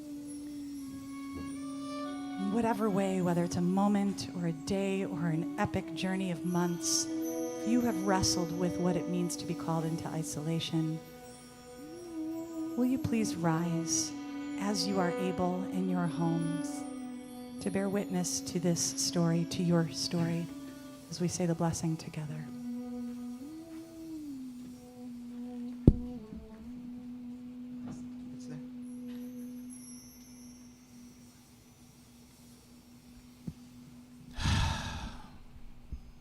ברכו את אדוני המבורך, ברוך אדוני המבורך לעולם ועד. ברוך אתה אדוני אלוהינו רוח העולם, אשר בחר בנו עם כל העמים, ונתן לנו את תורתו. ברוך אתה אדוני נותן התורה. אמן. אמן. ולקח מלוא המחתה, כך לאש מעל המזבח מלפני אדוני, ומלוא כפניו כתור צמים דקה, והביא מבית לפרוכת. Aaron the high priest steps into the inner sanctum behind the partition that separates him from the people, carrying coals from the altar and also with 2 handfuls of ground incense. ונתן את הקטורת על האש לפני אדוני, וכיסא ענן הקטורת את הכפורת, אשר על העדות ולא ימות. Once in the inner sanctum, place the incense on the fire, covering the ark, holding the commitment between the divine and the people. These actions affirm an invitation to life, not death. וכל אדם לא יהיה באוהל מועד בבוא, לכפר בקודש עד צאתו, וכיפר בעדו ובעד ביתו ובעד כל קהל ישראל. The high priest is alone in this room, and he is carrying the weight of the community, of his family, and of his own wrongs from the past year on his shoulders. How heavy. To ask for forgiveness for the sake of others and for himself. And he does this in isolation until it's over.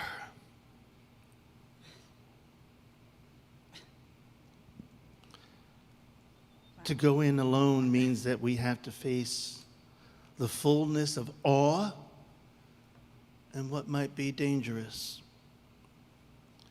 Loneliness is a factor in our lives that can actually kill.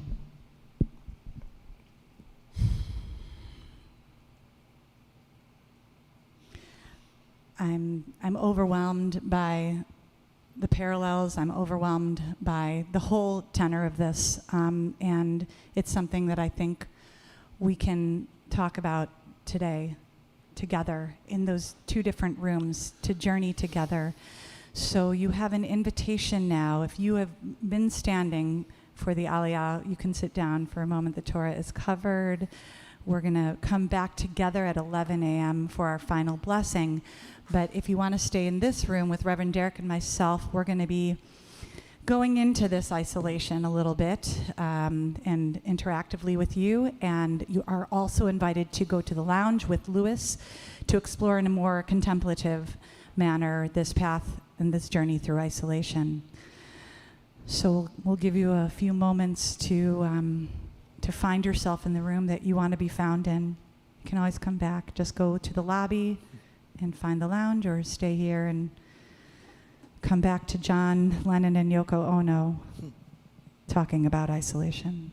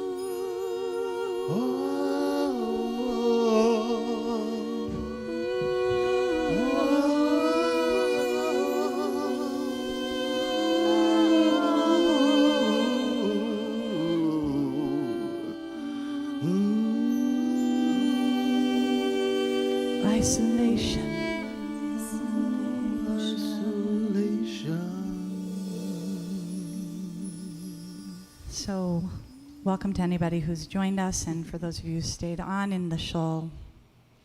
Thank you for joining us, and I ask you to continue to breathe through this as we discuss this and have a conversation. We are encountering the ancient instructions of the Yom Kippur ritual. Actually, the first Yom Kippur. The first time the high priest goes into the room in isolation, the Holy of Holies. It is the innermost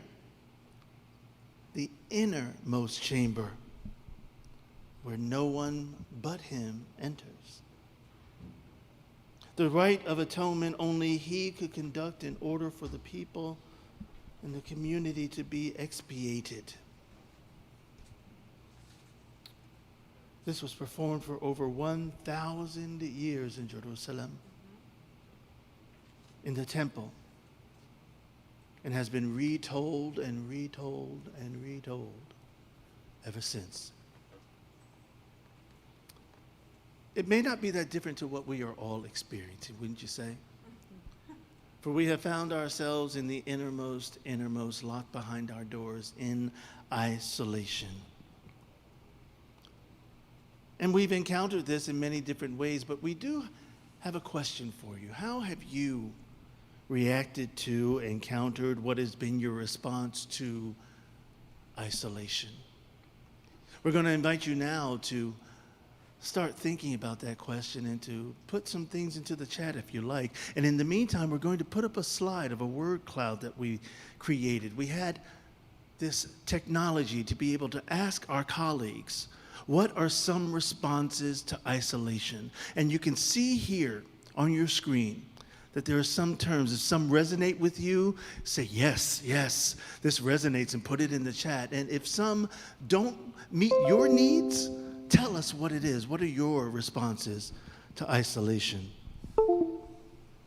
And for those of you who are new to the word cloud, if the words are bigger, that means more people put that answer in. So we can see anxiety staring us right in the face, gratitude, fear, loneliness. And I'm wondering if anybody's putting any words into the chat. We'll continue to call them out. If you don't see your word represented there, even a moment of your experience of being in isolation. We've had an opportunity to think about what this question means, so breathe in and reflect and see what rises to the top for you. Rebecca said she became a plant parent. Growing something. Mm-hmm. Growing something, yes. And peace. Suffocation, but also opportunity. Despair. Yeah, introspection. Yeah. Plant ownership. That's the same person. Frustration. Frustration is a big one. I mean, how many of you have experienced frustration and isolation here? How many of us are? And anxiety. Yeah, they're coming right now. And that we're missing our anger, families. Feeling cheated of time. Frustrated. A deeper connection to family in this moment. Immersed in nature. Resilience. Loneliness. And learning. And puzzles. A lot of puzzles. Well, you know, this is, it's pretty profound to be interacting with you in this way, to note all these experiences. And there are so many different kinds of experiences, but in many of these that I'm seeing, I'm looking at the screen too, so I'm looking at the same thing you're looking at. I see a through line underneath some of all of them. And that through line underneath in the soil is discomfort. And discomfort can be really disorienting. You don't feel like you're grounded. You don't feel like your feet are planted into the earth. And when we were studying this text with Rabbi Amichai and with our friend Melissa Shaw, Melissa brought up a term to us, productive discomfort. Productive discomfort. It's what it sounds like, as you can imagine, but thinking about some of these words here, the idea here is that not that the experience is minimalized, but that the experience is transformed into something productive. And I'm wondering if some of these words, some of these feelings, even for yourself to think about it, Reverend Derek, you too, can any of these words be translated as productive discomfort for you? Well, as this word cloud was coming together, I immediately honed in on the word exhaustion. You know, I spend my life doing many projects and doing many things, and I very rarely recognize that how tired I am and how exhausted I really am. And in isolation, I found myself just totally in sheer exhaustion. Yep. But then I said, in this discomfort of exhaustion, I have a remedy. I can now rest. I can actually rest now from this exhaustion, and not only rest, but now plan my projects and my days so that I take better care of myself so that I don't reach that point of sheer exhaustion. I may get tired, but I'm eschewing sheer exhaustion. And then there's that red word that's right above anxiety, loneliness. I'm a single black man living in New York City in a little old apartment, and when I encounter myself for these 6 months in my apartment alone, one of the major things that hit me in March and April was loneliness. Loneliness. But then I thought about it in the end of April and early May and said, well, isn't there a difference between being alone and loneliness? And so I started to think about that and contemplate on how can I take the discomfort of loneliness and start to appreciate what I have in being alone. And what I have in being alone is the opportunity, once again, to take care of myself, but to also be productive in terms of the projects and the thoughts and some writing and doing other things rather than focusing on the fact that I'm feeling lonely and things that I can't do anything about. I turned it productive into something I can do something about, which is create while I'm alone. So that's how I've encountered this notion of productive discomfort and basically turning something from nothing. You know, as you were saying your piece about really going into that loneliness and like transform, I wonder if that was similar to what the high, you know, we can only guess what the high priest was thinking in that moment of trauma and awe, but I wonder if he was feeling similar things to what you were feeling. Oh, you mean this individual priest who had actually just lost his 2 sons? Yes. Lost his 2 sons who had gone into the Holy of Holies to do exactly what he is supposed to do now. That fear. Living with that grief, yeah. Terrified of being alone in the same role of his sons. I imagine that the priest approached the innermost space, the Holy of Holies, with awe-inspiring expectation. Awe, which also can engender and hold fear. The ritual of atonement, however, cannot happen but for him going in alone. And then on the other hand, he could quite literally die. I mean, again, I'm in the parallels of this story right now. It is sobering to think about this story at this time and understand it. Like we do this story every single year. I have never related to it in this way ever before. You know, every week as a religious leader, I am called to go into isolation to write liturgy. And it is not this joyous task at all times because it takes me deep into the places and the spaces of anxiety of our community and the communities to which I'm hoping to reach. And there's one particular prayer that I have to write called the prayer of confession. And in this prayer of confession, I sit in isolation and I think about what is going on in the world. I think what is going on in the community and in the lives of the people with whom I'm in relationship. And I think about all those things that keep us away from being in touch with our divine. I once heard a professor tell me that sin is nothing more than being separated from the divine and the things that we put in place to separate ourselves from the divine.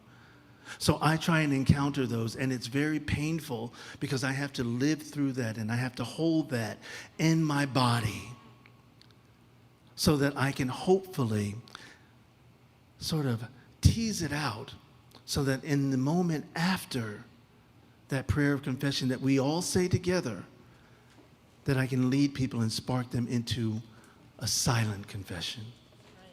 And so it's not just about me being in isolation. The purpose of my isolation is to hold on to that deep-seated fear, hurt, hate, anger that we need to release in order to atone. And this past Labor Day, I actually wrote a prayer of confession that I'd like to read to you. It was a prayer of confession because it was Labor Day weekend, and I thought about some of the ills and things that happen when we gather as family. So hear now these words. We bring our prayer today. And although we do enjoy being with family and friends at times like these, there are times that we are glad that we have an excuse not to show up to the barbecues. We think of the family member who has wronged us, who has harbored ill will towards us, and we hold ill will towards them to this very day. We remember the friend who always shows up uninvited, reminding us that sometimes that our friends seem more like enemies. We dread going into the backyard for the cookout, knowing that someone will bring up our past hurts and our past pain, not seeing how we have guided ourselves to change into betterment. We confess that we hold these truths in our heart, year after year, never letting go. We are afraid of confrontation, afraid we will not be believed, afraid that we will be cut off as people take sides. Help us heed the words that tell us, go and seek out that one. Help us make our reckoning work for reconciliation and to repair what has been broken. Amen. Amen. This is a jump start for the silent confession because they have to do it on their own. We all have to do that on our own. And my own discomfort becomes productive because I've been able to serve as a jump start, almost as when you start your engine with the jumper cables. I've been able to jump start others' reckoning and repair. Well, I've been looking a little bit at the chats that have come in and what people are experiencing, and I just want to clarify and make sure that folks know that when we were thinking about this productive discomfort, this is not an approach to this isolation, to this pandemic that has like a silver lining. Right. Okay, that is not what we are doing here. I think it's rather to be able to take a step back and to lift up the fact that we have reserves of strength within us that we may not have known ever existed deep within us. I mean, my goodness, here we grow, right? That's it. Here we grow. Here we have the opportunity to flex these muscles of resilience, of strength. We've had to go into spirit, to go in deep within ourselves. We've had to face ourselves and maybe some things we've never faced before. We have garnered wisdom in this experience. There's no way we haven't. We've garnered wisdom to be able to soothe and support ourselves, even for just a moment.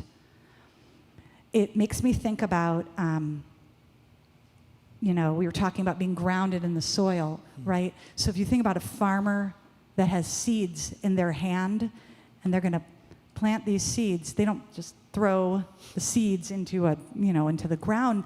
Each seed is taken individually and pressed deep down into the dark soil. And that is brutal. And that's the way that seed grows and peeks out through the top. And I think about that high priest having to go deep, dark into that inner place.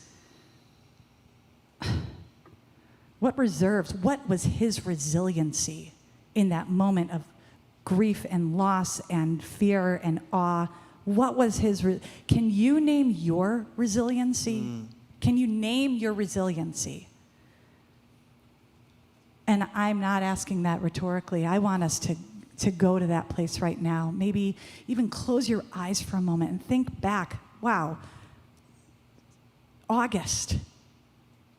Where was my resiliency? July, June, April, and May. Where was your resiliency? What was it in March? And I invite you to put it in the chat or put it down for yourself or put it on your mirror. What were the tools of growth that you experienced? And only you know. How did you care for and honor yourself, resting or fill in your own blank? There's some wonderful things that are coming in the chat. It should be noted that being in isolation is a privilege that not many people have because they don't have the option not to work. There's also Judith who said that her resiliency she found was in poetry. And having discovered and divided the Wolfer community for the women and 40 and over from Kara. Mine was in focusing on being a helper, Sheridan. And Al, trust. Caring for others to help me care. Resiliency is a roller coaster. Don't we know it? Walking and taking pictures with my camera and soul spa. And soul spa, yeah. Our daily dose of just checking in at 3 p.m. every single day Eastern time. And I want to invite you to think about, is there a way that you became a better human being in this experience? You may not have been that better human being had this not happened. Maybe you became a better friend or partner or civically engaged person, and it happened because of it, not in spite of this isolation. Self-care, falling in love from afar, allowing your heart to be opened to become a better. Well, I want to just invite us to, as all these are continuing to come in, just keep inhaling and exhaling, always considering the possibility of growth in these opportunities that are challenging. And I want to invite you to constantly, every day, look in that mirror and see, truly, that you are stronger than you think you are. Maybe. That maybe there's a moment in this whole mess where you are thriving, not just surviving. And I know that as we read this story year after year and contemplate it and have our issues with it and we struggle with it, just perhaps this year I want you to hear that Naomi and I are talking about a little bit of hope. The hope that we leave this Torah with the ability to grow, claiming here we grow through this time of isolation, not just surviving, but perhaps we will thrive in our own power and in our own strength. So deep inhale, deep exhale, keep breathing. No matter what this brings up, keep bringing. We're going to invite in the folks that are coming in from Lewis's room, the lounge, if you're not here already. And just have a moment, a couple seconds here of this isolation refrain.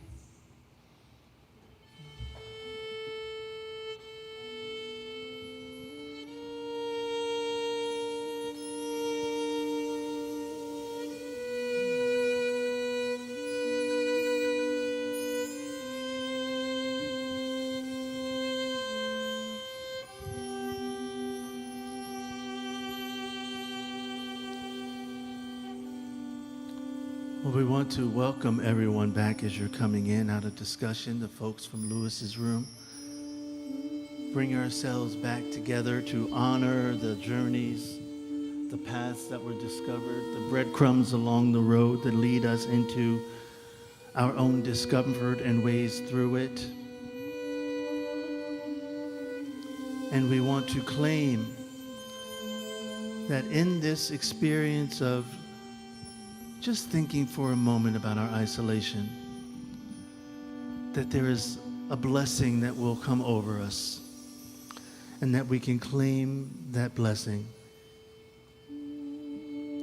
our Aliyah.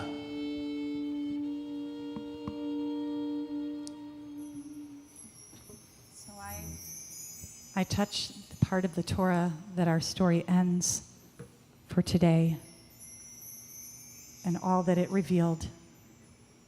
As we say together, Baruch atah Adonai, Eloheinu ruach haolam, asher natan lanu Torah emet, v'chayei olam natan betochenu. Baruch atah Adonai, noten haTorah.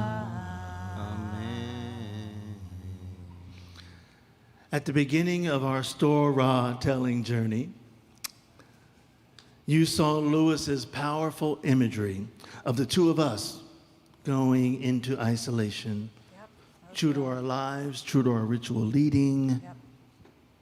We've all had to manage that space and time, however. But we know, and this is something that this experience has taught me, that even in my isolation, that I am tethered to Naomi, and we are tethered to one another. As we face the unknown, we are tethered together. We face ourselves, and ultimately we face ways in which we can grow that we could never, ever have imagined. I'm still reading a lot of these chats coming in of a first-time parent being alone in the house with baby twins. feeling like maybe that seed that's down in the dirt, trying to have your babies grow through this experience. But the reality is, though, that seed is really not by themselves. See, when the seed grows up, it also grows down, and the roots of that plant become intertwined. They have to be able to withstand the rains, to be able to keep grounded. They have to be intertwined. And it actually reminds me of this same character, the high priest that we've been exploring today. There's a mystical tradition that the high priest wore a golden, I actually am wearing, a golden thread around their leg. Some say a red ribbon, for those of you who have partaken of that experience before. And this golden thread, this cord, really did tether the high priest back to the community. A literal lifeline. That thread was a lifeline, and we have threads. I would love you to imagine a thread around your ankle, tied to a thread around Reverend Derek, to myself, Rabbi Amichai, Shira, Jeremy, you out there, Eleanor, Zafar, all of our production team. We are all tied together in a thread. It could be a text thread. It could be a WhatsApp thread to reach out to somebody. It could be a Twitter thread. Whatever thread, let's keep those threads connected because we chose to be here today on Yom Kippur, to be in community. That's already connecting to that thread right here, right now, today. We can start here, as we already have, and start to think about those folks who are in need of conversation or thoughts like this, who are in need of actually healing. Healing. Let's create a thread of love, comfort, support in whatever chat rooms you have access to. Send somebody a word of love. Pass it on to help someone heal. Help us all heal within this isolation.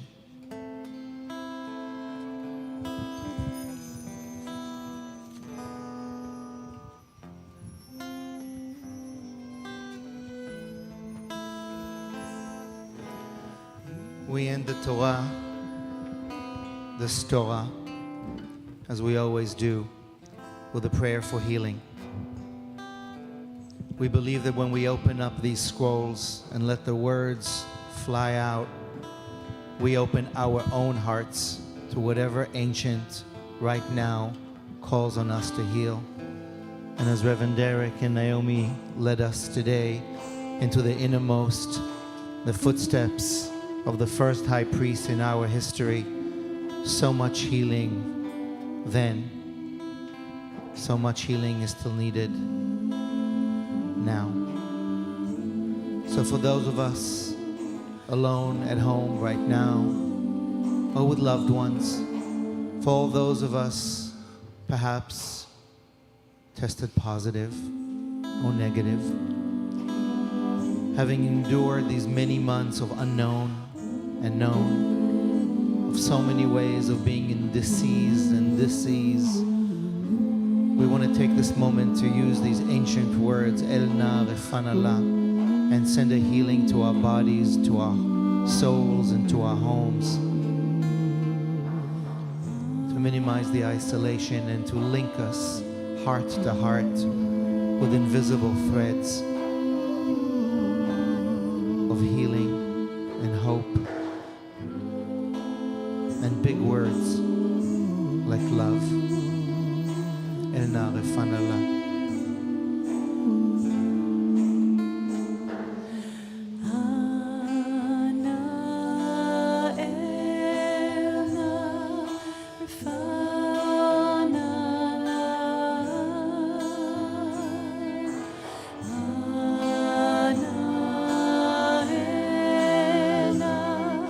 Refana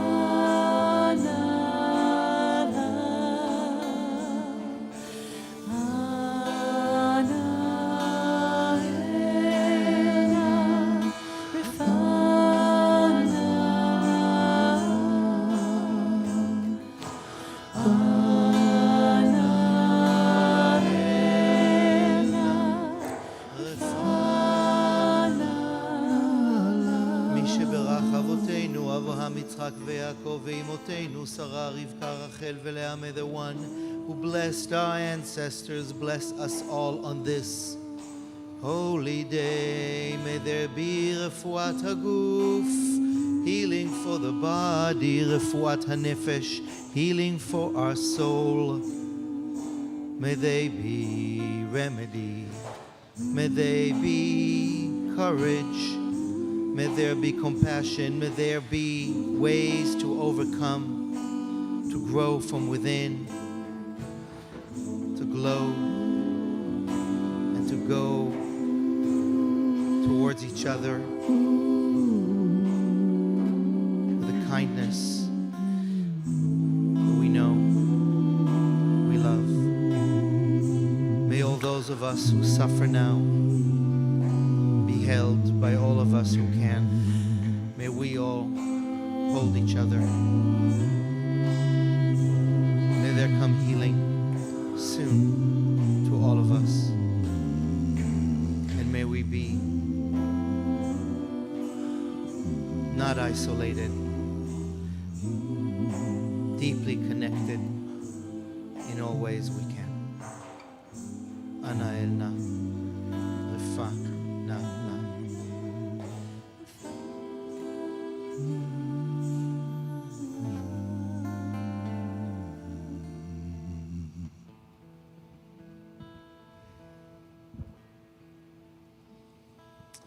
A lot of things are new this year. One thing is pretty consistent. Lab Shul is about 20 minutes behind time on Yom Kippur. We're doing our best. Thank you for your patience in the different rooms and tech challenges. It's remarkable that we're able to be here as we are. This ancient technology of the Torah scroll, these modern technologies. I want to share a few moments to reflect on this beautiful teaching that Reverend Derek and Naomi led us with, and that Lewis created together with us. And however we all looked in the Torah, just one more focus on this concept of Kodesh HaKodashim, the Holy of Holies, the innermost, before we raise and wrap the Torah, and before we say Yizkor together for the souls of our loved ones. That's going to be a few minutes behind schedule. And again, thank you for your patience and for your presence as we are.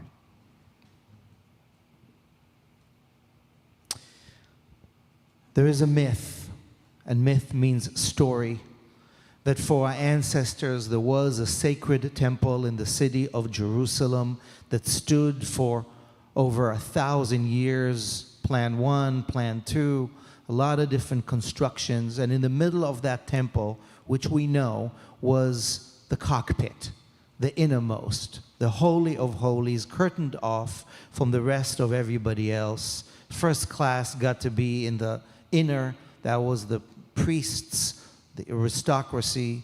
Then there was, business class, and there was coach, where everybody else got to hang out. Those two had names and hierarchies, and people came, as we do now, on pilgrimage once, twice, 3 times a year to be part of the community, to eat the meat, to hear the music, to connect. And all they had to do on Yom Kippur was just to know that this one guy, this designated leader, would be entering the innermost, the cockpit, where the black box is, where the energy valve exists, connecting heaven and earth, a mystery we do not understand. And the Kohen Gadol, his responsibility was to turn the lights on, to switch the switch, to hit reset. And he would do so by lighting an incense pan, as you heard, where the smoke will connect earth and heaven, a vertical line that would be reigniting the connection between the humans and the divine. And people would see the smoke, and they would smell it, and they would know, okay, we're back in business. We're not alone. We're not isolated. The God of Israel is looking over us, because that is where God lives. Myth or not, that's what our ancestors believed. It's in the Torah, in the Mishnah, in the Talmud, in our many writings. Historians have written about it. Eyewitnesses viewed the splendor of that choreography, the high priest decked in white and linen and gold and bells, would enter that innermost, but sometimes he might die. Now, what they don't tell us is that myth collapsed, that the magic stopped working, that about 100 years before the year 70 CE, when the Jerusalem temple burned up in flames because the Romans destroyed it, the magic stopped working, say our scholars. People stopped believing. The atonement didn't work. That white, the red ribbon that was hanging from the roof that was supposed to turn white after the high priest enters the Holy of Holies and the scapegoat is pushed off the cliff, it stopped turning white. The magic stopped working. And prophets were standing way before that, like Amos and Hosea and Jeremiah and Isaiah. And later on, that man from the Galilee who we called Yeshua stood up and said, "What are you doing? Enough with this empty ritual of transformation and atonement. Enough with killing animals. Enough with this hierarchy of priests. This is not working. This is not what the divine wants from us. Feed the poor. Take care of the widows. What about the immigrants? Take care of each other. Love." And when Jesus knocks over those tables in the courtyard of the moneylenders saying, "In God we trust," really? What are your values? Look around you.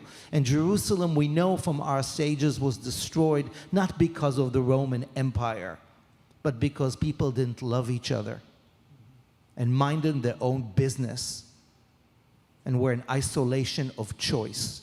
So the Holy of Holies stopped operating way before the temple became a forgotten heap of rubble. Something went wrong. And we need to ask ourselves what went wrong and what is wrong now and how we can fix, because the Holy of Holies, Kodesh HaKodeshim, is an invitation for us today to not only grow out of isolation that we have right now, so we can be healthier, and we can debate the health codes, but here we are, and here we grow. And I want to say two things, one about private and one about public, that I'm thinking about the Holy of Holies this year that I want to share with us as hopefully helpful steps for how we take a step one by one out of this reality and into this temple and beyond this year, to not lose hope and to rise and reckon and live as proudly and happily as we can in the middle of a pandemic and a national moment of crisis. Let's start with the private. In the Talmud, Rabbi Akiva, who may have lived to see the Jerusalem temple and the civilization collapse into ruin, says the Holy of Holies is the Song of Songs. There is a scroll, a book in our scripture called the Song of Solomon, the Song of Songs. It is an erotic, mystical collection of poems that all about getting it on. Not just in the crass sense. It isn't about pornography. It is about love and eros in its deepest sense of the beloved in each other and in community. And Rabbi Akiva said, Kodesh HaKodeshim, Shir HaShirim. There is no more Holy of Holies, but the Song of Songs, the invitation for intimacy. That's what was at the heart of the temple in Jerusalem. The promise of intimacy. I'm not alone. There is a God, and it is taking care of me. There is a presence, Shekhinah. When that is gone, says Rabbi Akiva, the building is burnt. We have the song. We have the story. We have the Song of Songs. We have the invitation for human dialogue and intimacy with each other, and also inside. My salvation these many, many months has been you. People who join me every day for a daily soul spa. Those of you who did reach out and say, "How are you?" And I know many of us have gained friendships and many of us have lost friendships, maybe for always, maybe for now, but we all found ways to create intimacy and friendship and dialogue with others on phone and on Zoom, on FaceTime or text, singing to each other through the window, clapping at 7 p.m. to the amazing, amazing first responders. We found ways of creating intimacy and connection, and I found that in so many ways I'm grateful for, and I found that inside. I found the Holy of Holies inside. It's always there. I've always known it. I've taken more time as an emergency procedure to close my eyes and go inside and use the ancient tools that I've received that's called in Hebrew, hitbonenut, insight. Go inside. Inside the still small voice, this kol dmama daka, lesser distracted by all the noises, I was able to find Kodesh, sacred, solace, hope. And through my sobs and tears, especially those first few weeks, there was a voice inside that said, shh, it's okay. I got you. You've got this. Keep on breathing. Be here now. You are so much luckier than so many others. And yes, you are alone. You got a roof and food and decent Wi-Fi most of the time.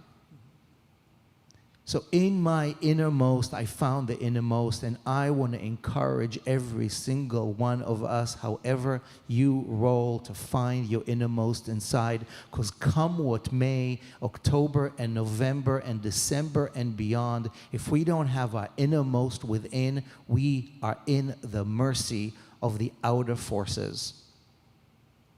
And we have always had an innermost, a Kodesh Kodashim, regardless of a temple or church or synagogue, a mosque or sanctuary. We are it, and it is here. We get to be our own Kohen Gadol and enter our Holy of Holies. And from the hotel where we all slept last night, the High Holiday Inn, I took this thing from the door that says, hang on, I'm busy. Please don't clean my room right now, because I just need to be alone. And I've never used it, honestly, in hotels, so I'm going to probably bring it back. But I'm using it as just a symbol to say, what will it take for you to put on the sign that says busy? I'm having intimacy right now with me. And for those of you lucky to be at home with loved ones and families and kids, I know it's hard. And for those of us home alone, it's super hard. But we have tools at our disposal to go inside and to connect the heaven and the earth, our spine, our heart, our tears, our laughter, breathing and meditation, contemplation and singing, yoga or tai chi, whatever. Go inside. The answers are not inside, they are within. And I'm a rabbi, and I'm a wannabe mystic, and I'm trying to, do what I can to just be in my body and my soul and not freak out, and I do that by going in. That is one way to do the Holy of Holies. And it's on us every day. The more we practice, the more we don't hear those distractions and are able to be and hear what we need to hear. But that's only one way of being in the Holy of Holies. That's the private one. There is a public one that is on us to rediscover as well. And as I was studying this text this year with Derek and with Naomi, with everything that's going on, as our community, like so many others, is thinking, how do we save America? How do we rise to help democracy and justice and decency? We are getting ready to vote. And if you think about the civic sacred of our time, the voting booth is the Holy of Holies. Where else do you get to be alone, like that high priest, and reignite the best of what we aspire to? And speak your truth and say, I vote for this, with optimism and hope, with the best homework that I've done to know many, many choices, make a choice. That is the Holy of Holies. And guess what? In our sacred civic religion, this Holy of Holies has been desecrated for centuries now by those who are obstructing the vote for political gain, despite everything we know. This is 2020, and the suffrage vote won 100 years ago. Not every single woman in America got to vote 100 years ago. We still have a way to go to make sure everybody can vote and will vote. And who is that going to be on? Us. So I am presuming that everybody I'm speaking to today has already made a plan to register to vote. But I'm going to make a bet that we know people who haven't. So number one, it is on us as a sacred duty of the first order. And I don't care right now to talk about the politics of who wins, just the sacred duty of making this democratic privilege a priority. Who do you know? Who can you call? Who can you go figure out a strategy for voting with starting tomorrow morning? How can you volunteer? We're doing so with a few organizations. There are so many more to get the vote, to get voters to the Holy of Holies, to fight against those who are trying to obstruct the sacred task, this intimate, present obligation to rise and raise our voice and be in the divine image and be the Kohanim, the priests of privilege, of purpose, to change our world for good. Whatever the religions we inherited, it needs a lot of fixing, and so does our democracy. And it's on us to be Kohen Gadol. There is no more Kohen Gadol. The Kohen family is now an honorific. Kohens do not run our religious institutions anymore. They stopped doing so the day the temple burned. And then rabbis took over. Some of us are good, some of us are aspiring. It's not about the rabbis, and it's not about the reverends, and it's not about the president, and it's not about our elected officials. It's on us. We are the Kohen Gadol, and every single one of us gets to enter the Holy of Holies on this day of atonement and say, Hineni, here I am. And if not all of us can get there, then we got to make sure all of us can get there. That's our sacred duty on this year. Every year. But we know what's at stake this year. We know corruption when we see it. That same corruption that destroyed the Jerusalem temple. We know greed when we see it. We know what's going on, no matter what channel you're watching. We have to make sure that decency and love, that honesty and justice prevail. So the Kodesh HaKodeshim, the Holy of Holies, is Shir HaShirim, the Song of Songs. That reminder of love and joy and playfulness. Remember that? Of having shepherds who take care of us, of having trust in each other. We got so much to fix. And I'm not saying voting is going to be easy. It is not. I'm not saying getting there will be easy. It is not. But if we take the time to enter our own innermost on a daily basis, breathe our fear and exhale our hope, we can hold each other like that golden chain that holds us all together. The chain that held the slaves of Jerusalem and the slaves of Middle Passage, the chains that are still on the legs of people in the country that incarcerates more than anyone in the world. What is on us to break those chains so we can be tethered with love and not with fear? And that's on us this coming day of election. It is the next Yom Kippur. And sitting this one out is not an option.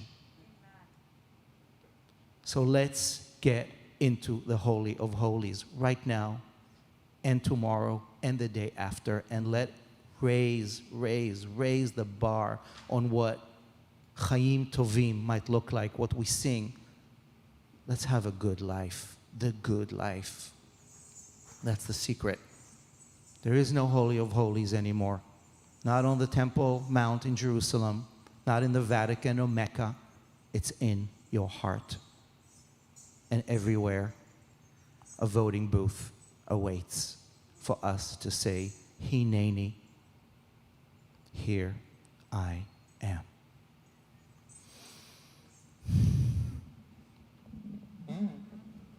Rabbi Akiva was a mystic and a problematic political character. That's for another time. But he's the one who said, enter and exit in peace. Enter the orchard of mystery, which is dangerous, in peace, and come out in peace. And of the high priest, the Kohen Gadolit would say, when he had the courage, when that leader was not a corrupt leader, but a trusted, loved one, when he entered the Holy of Holies, it says, Nichnas v'yatza b'shalom.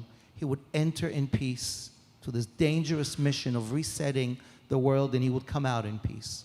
And when he would come out in peace, he would have a holiday. You know what that holiday is called? Yom Kippur, which is why we break fast at the end of today with joy, because we have hit reset inside and out. So may we, my friends, enter our innermost, our isolation palaces of growth in peace. And may we exit on this day and in the days to come in joy and in peace. Shana Tova.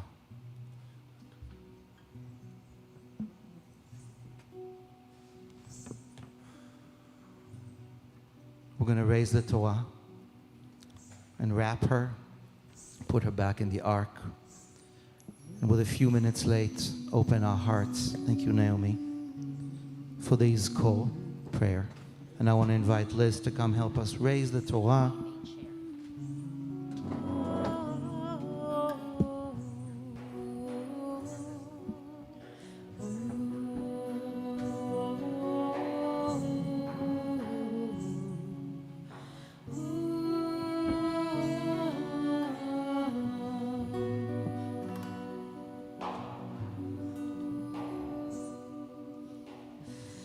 וזאת התורה אשר שם משה לפני בני ישראל על פי אדוני ביד משה.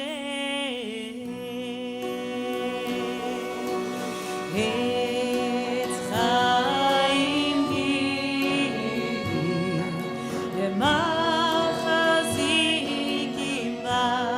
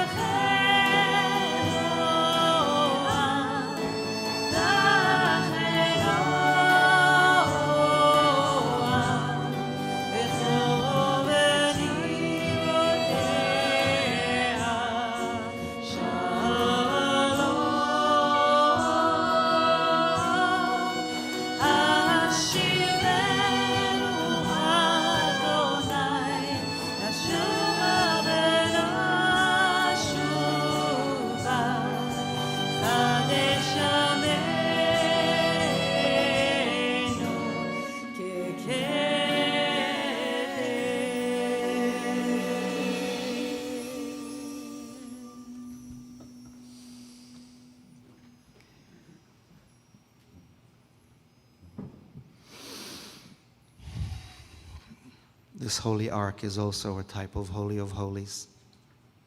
This afternoon at Ne'ilah, we will invite us all to take a moment quietly in front of it with the technological tool that I know you're looking forward to.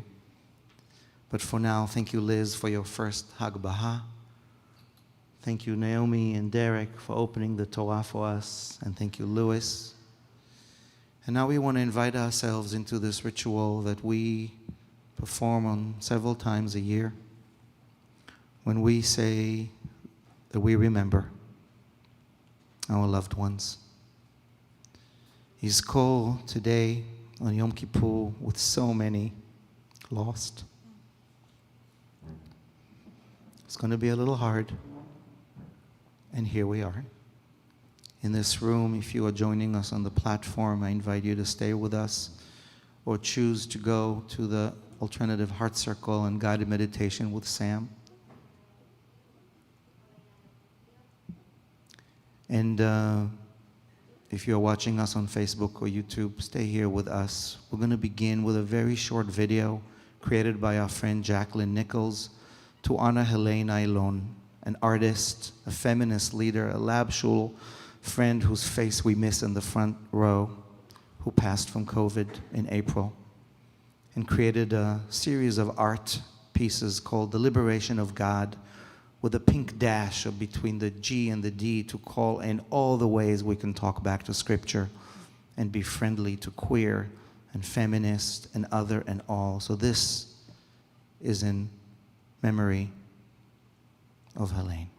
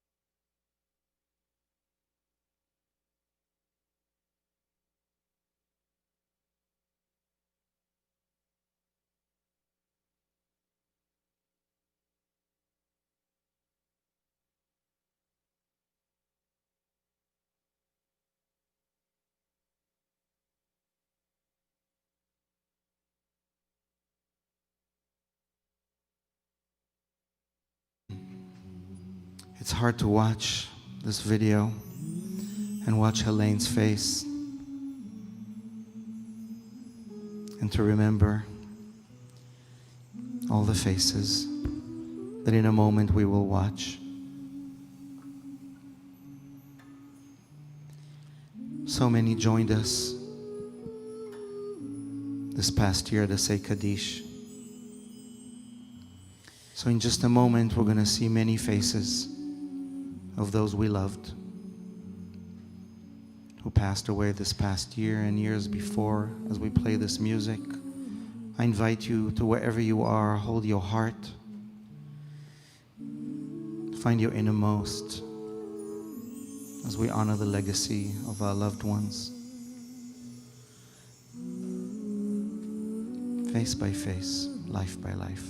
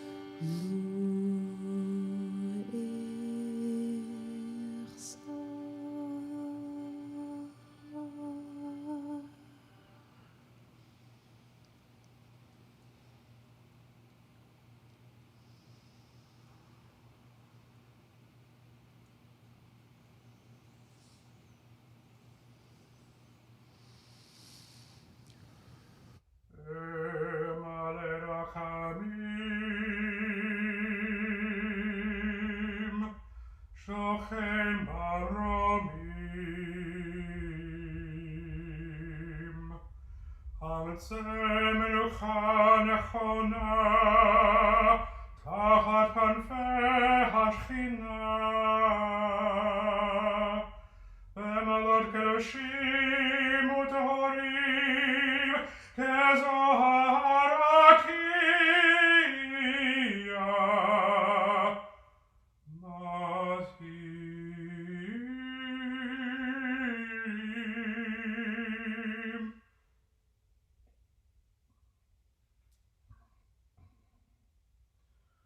לנשמות יקירינו שהלכו לעולמם בגן עדן תהא מנוחתם לכם ברחמים יסתירם בסתר כנפיו לעולמים ויתרור בתרור החיים את נשמתם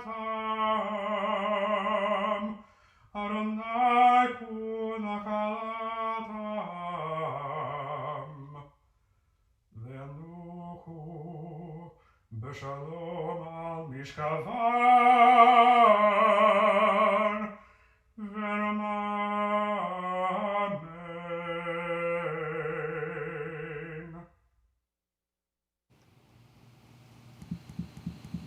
Thank you.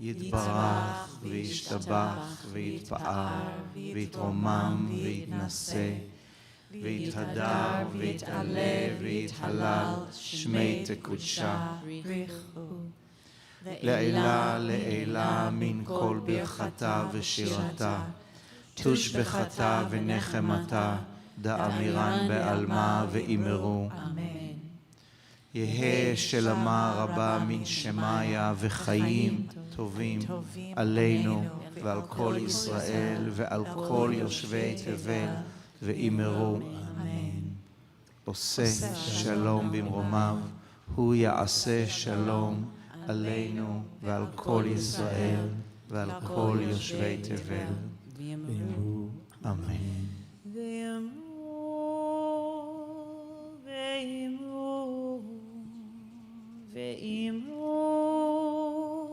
אמן.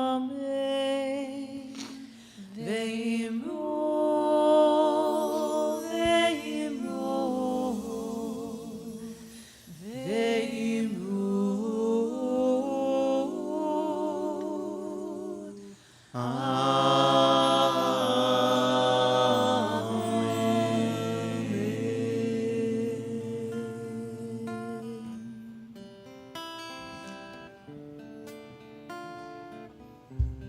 of our names for the divine is Hamakom, the innermost, the place where we are held. May we be held today and comforted, and may the memories of our beloved bring blessing.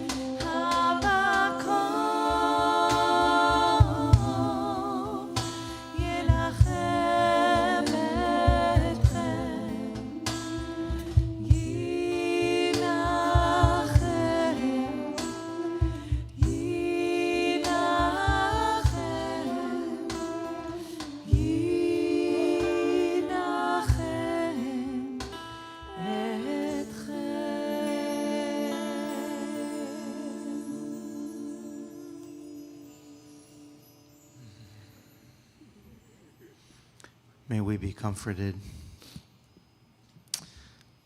So at this moment, friends, it's just past noon. We have one more chapter as we walk through one more gate this morning, this day of Yom Kippur. I'm going to invite you now for just a moment, if you need to stretch and breathe and feel the love that is emanating from all these different rooms right now into your heart. We're going to be entering Musaf. Just one more moment. And I want to invite you, just before we go into Musaf, I have a request that is inspired by the words of our tradition. For the Shaliach Tzibur, for the delegate of the community, to say these words as we begin Musaf, the final words in which we pray for life. And this tefillah, this prayer begins with the words, Hineni ha'ani mimas, here I stand, destitute of deeds. And the Hebrew word is ani, pauper. And many cantors and many rabbis and many prayer leaders have stood here at this moment before we pray Musaf on Yom Kippur and say, I stand before you, just like all of you, we are all the high priests. And I am represented to represent in prayer as we do today. And my request of us today is to all be this poor person together, as Dr. Reverend Derek McQueen reminded us today of Dr. King's mission for the Poor People's Campaign to rise for justice and dignity. It is on us today to rise, destitute of deeds, to pray if you are a prayer, to act if you are an action go-getter, all of the above. And while you're at it, I am grateful, as we are, for so many of you who are stepping up in so many ways to sustain the many important goals and organizations that make justice and democracy and spirit alive, including Shul. So no big pitch on Yom Kippur. Just a humble reminder for those of you joining us today, however you joined us today, that your supporting us allows us to support you and to stand here together on this holy day and every holy day, to say Kaddish together, to say Kiddush together, to sanctify this life together, and to fight together for the world we want to live in. Thank you for your generosity, for your becoming partners, for your trust in me, in us. And may we rise this next year together to continue the work of Dr. King, to work with our brother, Reverend McQueen, to be this majestic moment together. And let us rise. Thank you. Hineni hani mima'as.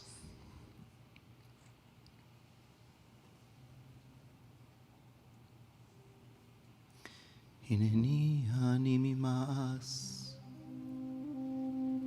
ירעש ונפחד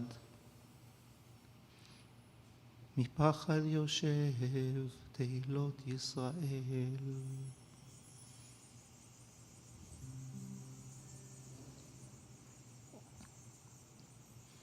באתי לעמוד ולהתחנן לפנייך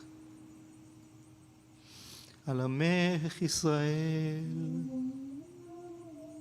על כל יושבי תבל, אשר שלחוני, ואף על פי שאיני כדאי, והגון לכך, יהי רצון לפניי, הוויה אלוהי, אלוהי אמותיי, אלוהי אמותיי.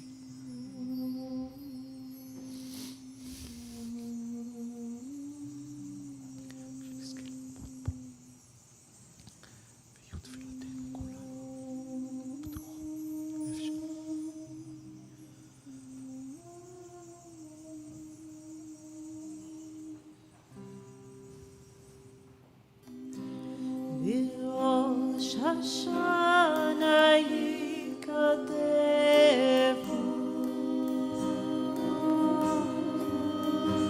וביום צום כיפור ייכתבו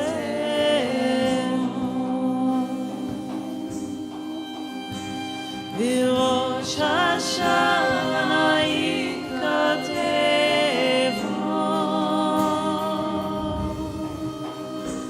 וביום צום כיפור ייחתמו.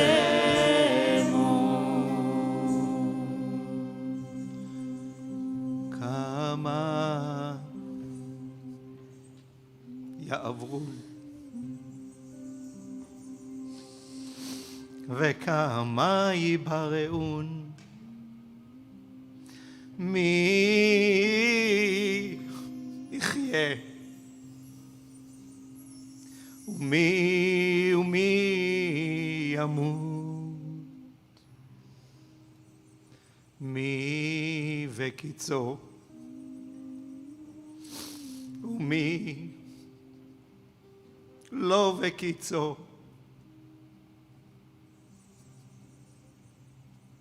מי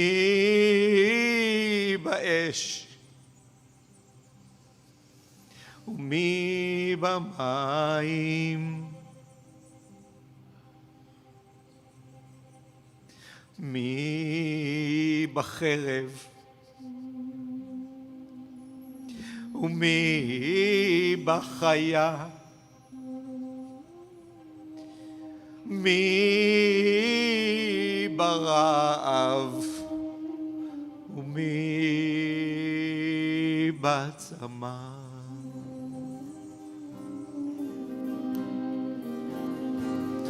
בראש השנה ייכתבו וביום צום כיפור ייחתמו בראש השנה יכתבו, וביום צום כיפור יכתבו. מי ברעש ומי במגפה, מי בחניקה ומי בסקילה,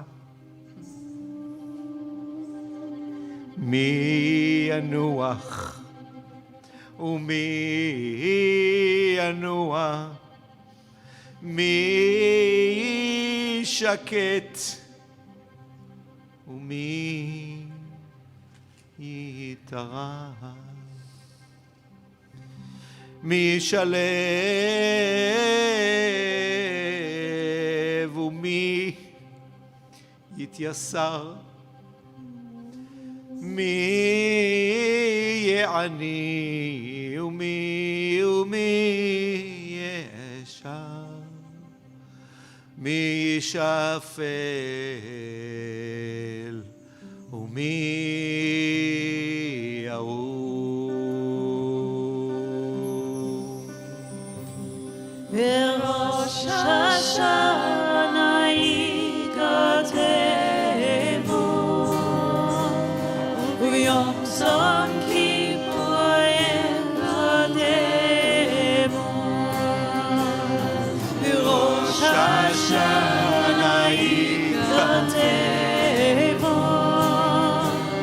וביום צום כיפור יכתבו. בראש השנה יכתבו, וביום צום כיפור יכתבו. בראש השנה יכתבו, וביום צום כיפור יכתבו.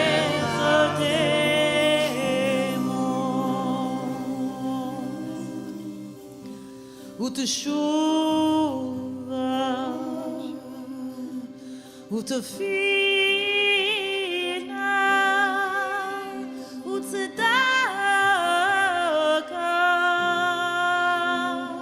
מעבירים את רוע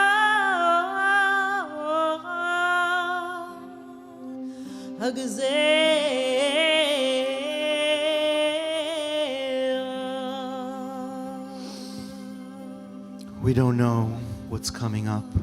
We never do. No polls or predictions.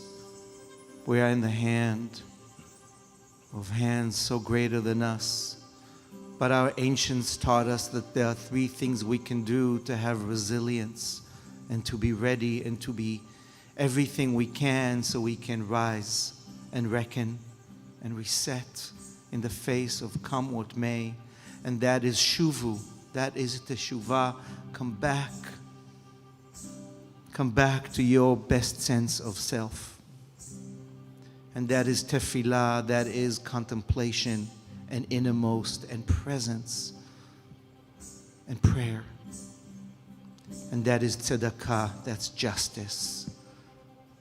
Stepping up and doing the right thing for each other. With that, this day, we pray for this new book, new year, new gate to open for as better as it can.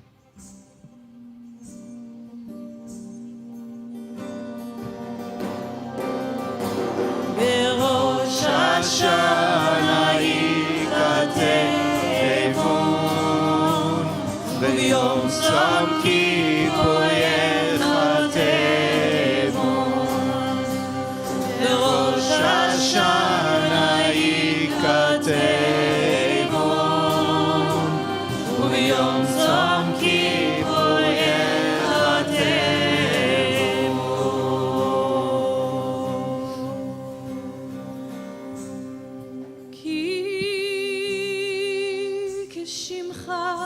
כן תהילתך. קשה לכעוס ונוח לרצות, כי לא תתחבוץ במות המת, כי אם בשובו מדרכו וחיה, ועד יום מותו תחכה לו. אם ישוב מיד תקבלו אמת, כי אתה הוא יצרם, ואתה יודע יצרם, כי הם בשר ודם. האדם יסודו מעפר וסופו לעפר, בנפשו יביא לחמו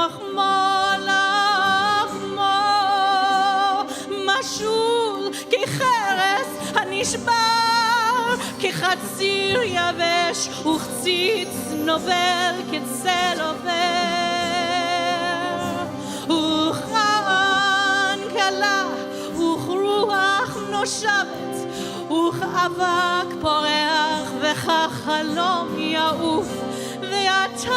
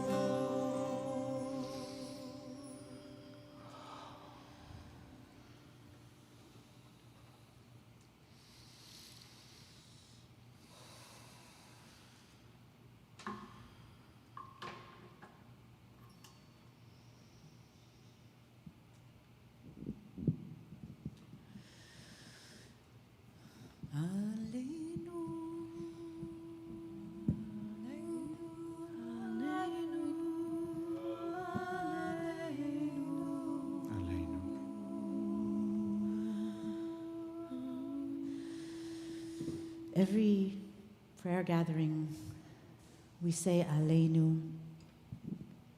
We sing it to this chant. We call it in response. It's on us. We take it on Alenu. It's on us. But once a year on Yom Kippur, we bow. We bow down all the way to the ground. Bow down to earth, embodying gravity. Anachnu korim, we bow all the way down until our forehead and Mother Earth have a chance to meet each other again. So wherever you are at home, we invite you to take some space, find a place for this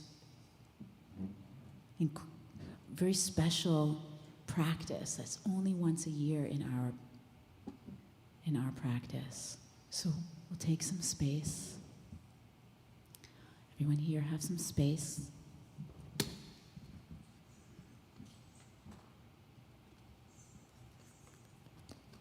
I'm going to come out here.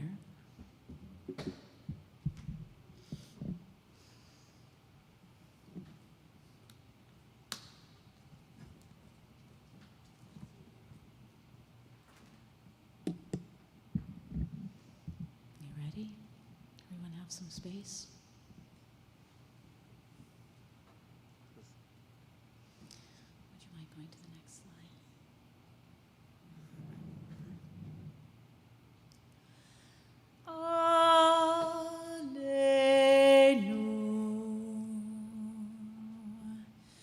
לשבח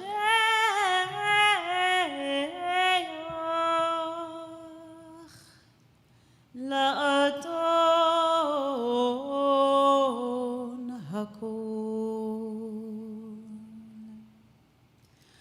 לתת גדולה, ליוצר בראשית, שלא עשנו כגויי הארצות, ולא שמנו כמשפחות האדמה, שלא שם חלקנו כהם, וגורלנו ככל המונות.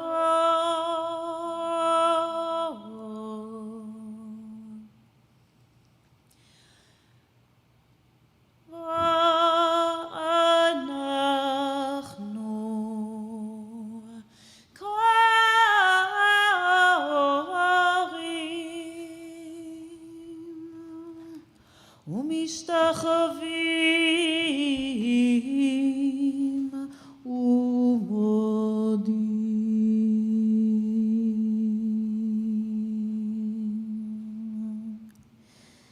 לפני מלך מלכי המלכים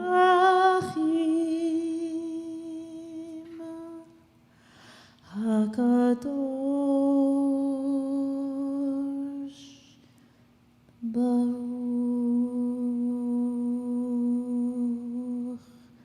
הוא.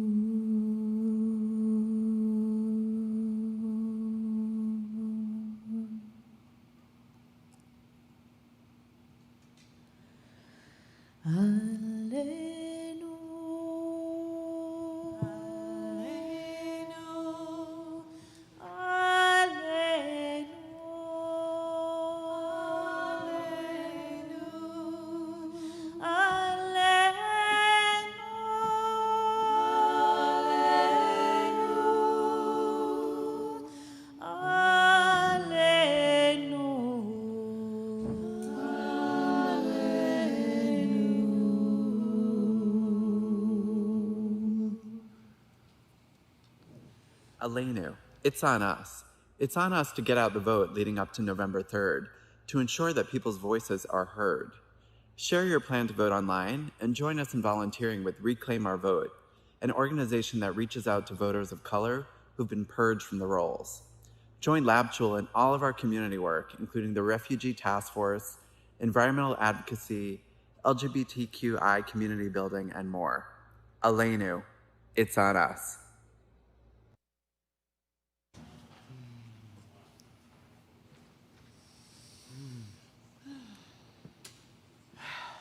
Well, it's on us to show up any way we can. Thank you, Sandy, for reminding us to do this work.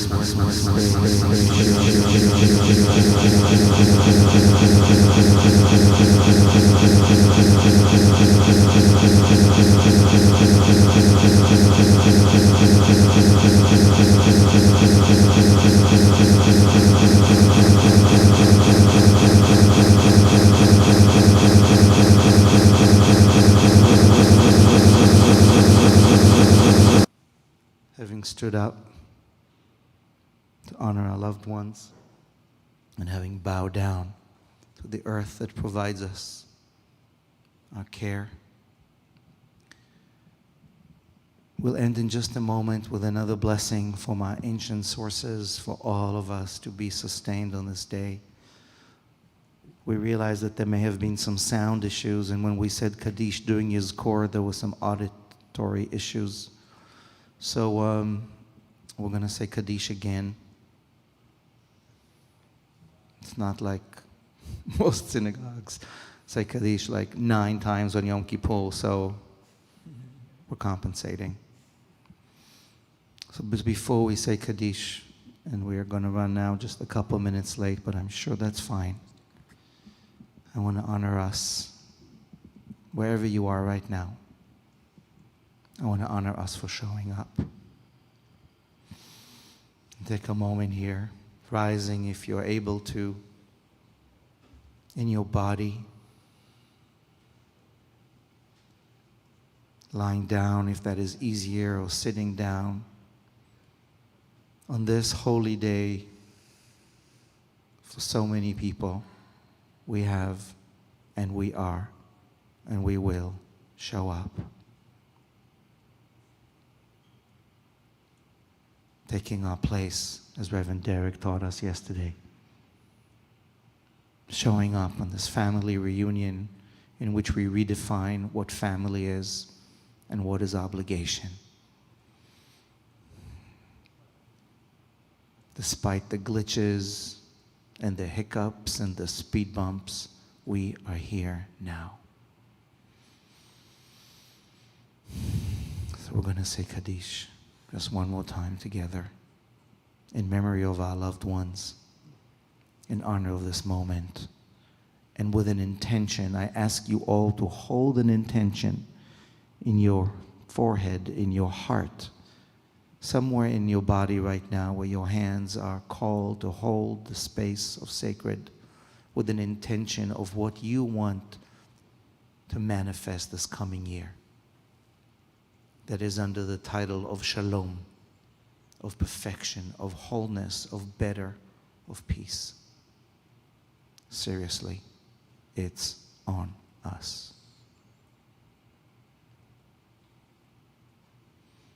יתגדל ויתקדש שמי רבה, בעלמא דברך רעותה וימליך מלכותה, בחייכון וביומכון ובחיי דכל בית ישראל, בעגלה ובזמן קריב ואמרו אמן. יהא שמי רבה מבורך לעלם ולעלמי עלמיה, יתברך וישתבח ויתפאר ויתרומם ויתנשא ויתהדר ויתעלה ויתהלל שמי תקודשה בריחו. לעילה ולעילה מן כל ברכתה ושירתה, תושבחתה ונחמתה דאמירן בעלמה ואמרו. יהא שלמה רבה מן שמיה וחיים עלינו ועל כל ישראל ועל כל יושבי תבל ואמרו אמן. עושה שלום במרומיו, הוא יעשה שלום עלינו ועל כל ישראל ועל כל יושבי תבל ואמרו אמן.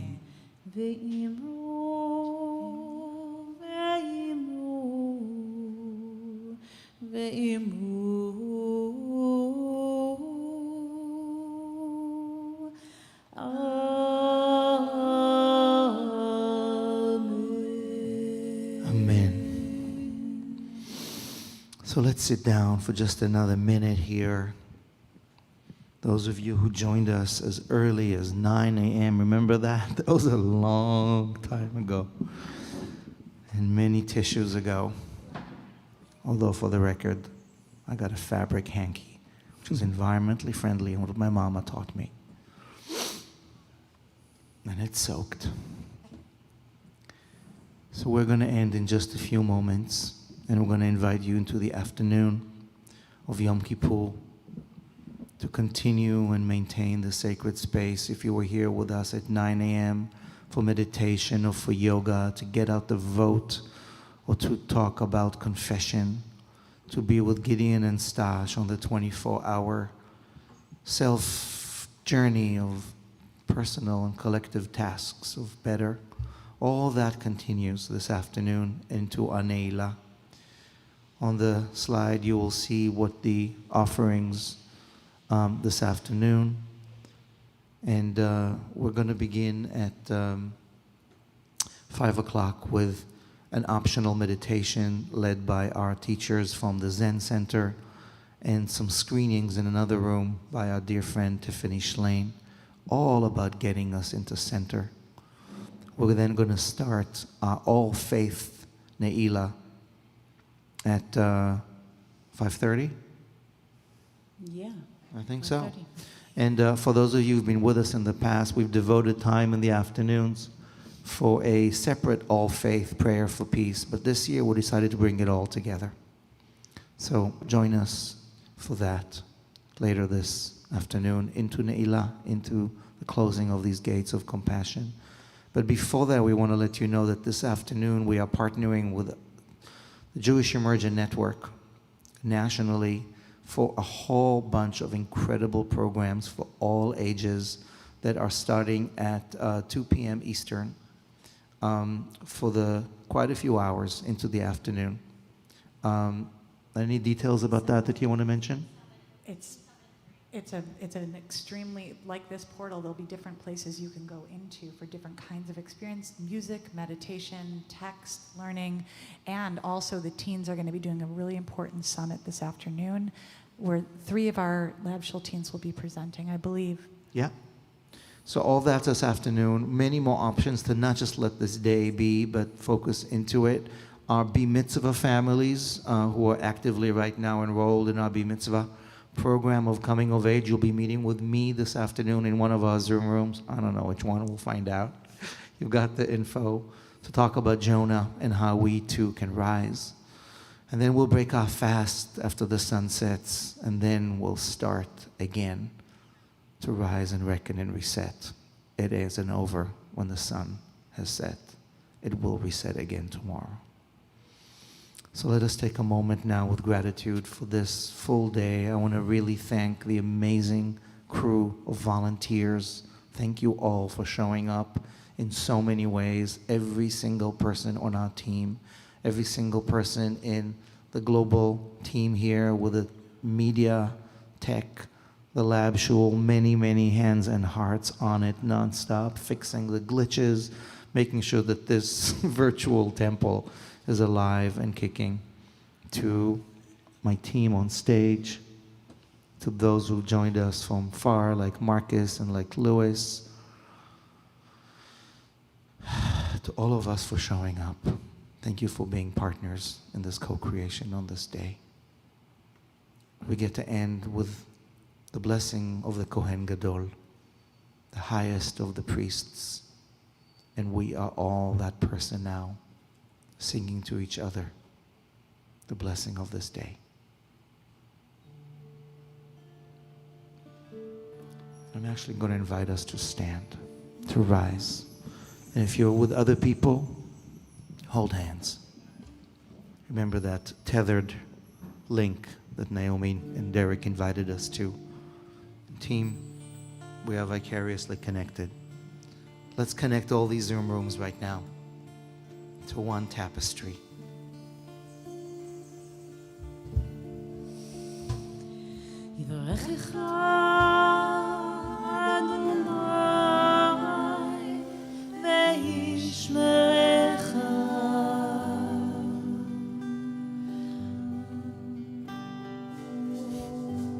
Go ahead, Derek.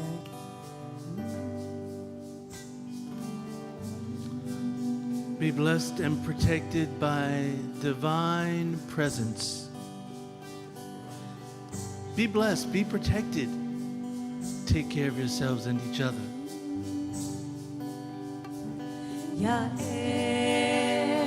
Adonai panav elecha v'choneka. May you grow and glow in the grace of this divine radiance that we have declared, that we have brought inside, that we own. Glow and grow. יישא אדוני פניו אליך וישם לכם שלום.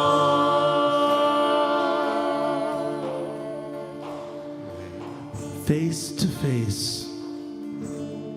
with this divine mystery. Be ever present and vigilant, and be blessed in peace. Shalom. Shalom, shalom, shalom. Shalom, shalom, shalom.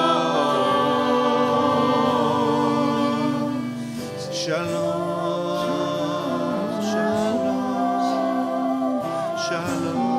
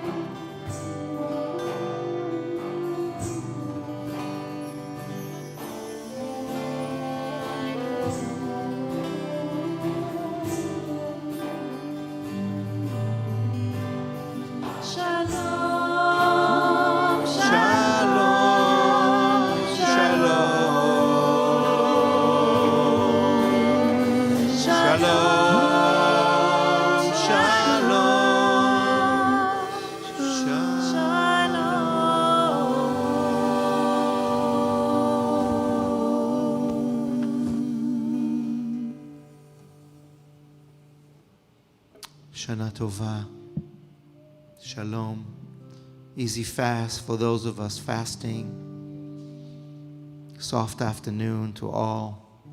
We look forward to seeing you back here soon in peace. Gmar Chatima Tova.